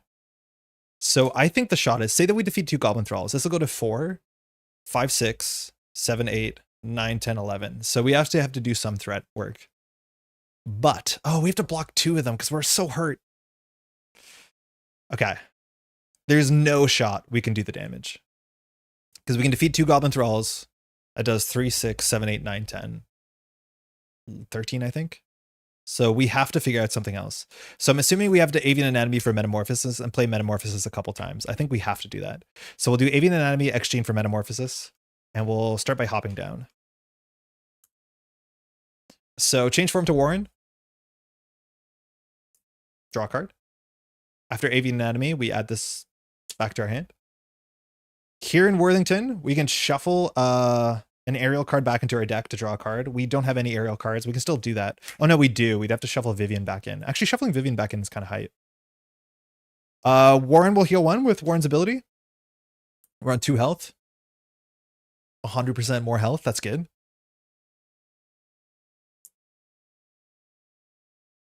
Okay. So the draw didn't help.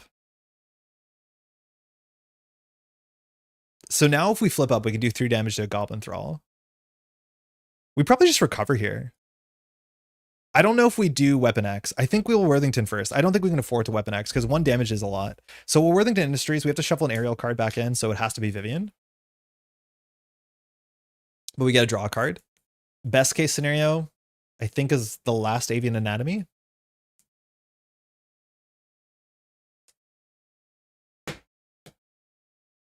That's fine. That actually is pretty good. Okay. I don't think we'll take a damage. I think we'll recover for 3. So we're at a healthy 5. Okay. From here, I think we flip up to...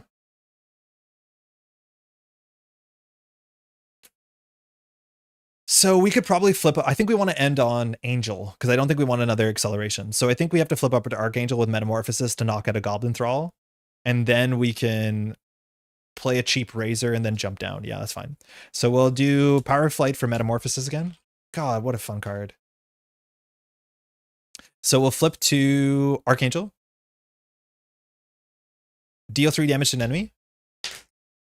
We also now can deal 2 damage to an enemy using Archangel's response. It's once per phase. I think we'll do it on the Razor Dive, so we'll ignore it on this. Cannonball, I think we'll just thwart 2. We have 2 aerial cards. Then we'll Techno-Organic Wings. 1, 2. For Razor Dive. Are we gaming? Deal 6 damage to an enemy if Archangel this gains overkill and pushing. So it does 3 to Goblin Thrall. Which does 3 to Green Goblin. Then Razor Dive will do 3 to Goblin. I think we ignore the Goblin Soldiers. Yeah, I think we ignore the Goblin Soldiers. Because this is going to go 1, 2, 3, 4, 5, 6, 7, 8, 9. No Dark Designs. We win. Then we'll use our once per turn flip to Angel. Here in Angel, we'll pitch Natural Flight for Perseverance to give us a tough. I think we did okay. Draw 1, 2. Nick is good. Avengers Mansion, not a shot. Power Flight, please give us an aerial event. Okay. All right. So here we add 2, 3, 4, so 5, 6, 7. Yeah, that was good. Seemed good. Green Goblin's attacking for 3 in a card. 2 boost icons. Takes the toughness. Goblin Soldiers will both ping us for 1. We'll take 2 damage. We'll go down to 3. 1 encounter card, not a Dark Designs. Pumpkin Bombs. That's perfect. I think we can win. Well, maybe we don't have enough damage. Attach to the villain. After the villain attacks you, discard Pumpkin Bombs, take 2 indirect damage, spend 2 physical to discard this card. 2 indirect damage is going to be an issue. So we need to check if we can win this turn. My guess is not necessarily. These don't have guards, so we have to figure out how to do 10 damage. We have 4 damage guaranteed. This is 5, 6, 7, 8 damage. So we just need to find 2 damage. I think we should have it. The problem is if we want to play Nick Fury, we draw 3 cards. We just have to hope we find an aerial card. So we probably Worthington first. So I'm going to Worthington first to shuffle in, I think, a Razor Dive. Because I want to draw it with Nick. Metamorphosis is another option.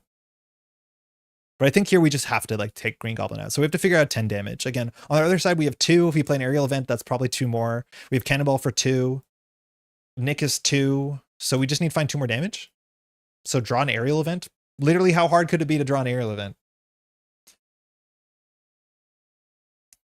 Okay. 1, 2, 3, 4.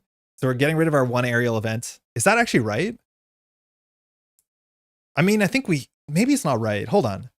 Because we can play this for free. This does 2 damage, 3, 4, 5, 6, 7, 8. That's still short, right? Because we can attack twice, because this readies us. So that's 4. This does 2, 5, 6. Cannonball does 2, that's 8. Vivian is 9. So we're short 1 damage. Which means we could maybe draw into our Retaliate. So I think we have to instead just Nick and hope. I think we're going to Nick and hope. So I'm going to hold on to none of these cards because that's 4 cards and we'll just draw 3. So if we draw an aerial event, I think we have it. Yo, Winning Hand, how's it going? How is Con of Heroes? That's Nick Fury. We have to get a bit lucky here. Draw an aerial event. Okay, I think we have it. Ready to rumble. Nice. Ever Vigilant. Very, very good. Okay. So what we're going to do is we're going to flip to Archangel. Archangel. We have 2 aerial events, so we'll attack with Cannonball for 2. Taking no consequential, not that it matters. Green Goblin is down on 8 health. Nick Fury will attack for 2. Down to 6. Archangel will attack for 2. We're down to 4. We'll exhaust Techno Organic to play Ever Vigilant. Ready your hero. Remove 2 threat from the main scheme. That's an aerial event that does Angel of Death, 2 more damage. And then Archangel will attack for 2 damage. Sick. Yo, that was awesome. That was a really good finish. We got absolutely swarmed and then figured out how to get out just by the skin of our teeth. 3 health. These things we can't really defeat. They'll defeat us faster. And just a bit short there of the overrun. Perfect. You winning? We just did win. I was saying that it's fun when things are looking bad and then you turn it around. And then things started to look really, really, really quite bad. And we turned it around. GG, that was a stressful ending. That was a really stressful ending for sure. The problem I know I have with Marvel Champions is I'm bad at closing games off. I usually want to play setup and then eventually play control, like, you know, statuses and have chump blocks and stuff like that. I'm very bad at just being like, okay, I'm going to send it now. And usually the game corners me and it basically says, if you don't send it now, you're going to lose, which is exactly what happened. We had to send it there to have a chance. But that worked out. Ever Vigilant's such a good card. Man, I like that card a heck of a lot. This is my favorite aerial card.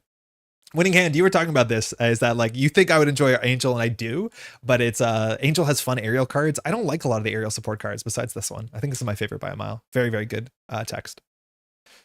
Sick. Cool. That's his Angel deck. Mind you, I don't put deck links in the YouTube description. I do that for Netrunner. Maybe I should do it for this. I don't publish lists, but I think you can still share them on Marvel CDB. If you're watching this and you want to like crib a deck list that I've built, let me know and then I'll start adding it to the description. You can always rebuild it because at the beginning of the stream, I show you literally every single card. So you can rebuild it like that. But if you want to just grab a link and go, this is a deck list I built. First time playing it, no testing. So it's not ever going to be perfect. Excuse me, but it's an option for sure. What else is new on this channel? So I have 2 videos that I just edited today that should be up on the channel. I'm hoping to do one on Monday, probably one on Wednesday, maybe something like that. I'm not sure I'm gonna have more stuff, so I don't want to put too many things out in a week so that the following week there's nothing because I'm behind on recording and editing the Marvel Champion stuff. But I started a campaign where I'm playing Protection Magic against Expert Sinister Motives, and oh my god, the games are wild. I think both games are over an hour, which I don't know if that's acceptable. I don't know if people watch an hour-long YouTube play of Marvel Champions. If that is an issue, let me know. I love to hear any feedback.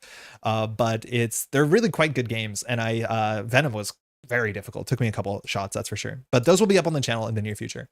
Tonight I'm doing some Netrunner recording stuff. This weekend, if you want to watch some Netrunner, there's some great Netrunner tournaments this weekend, or the big tournament is the Summer Showdown. So that will be streamed a bit on my channel, a bit on CTZ's channel, a bit on Axu's channel. So if you're into Netrunner, you can find that stuff for sure. But we are quite busy this weekend as well.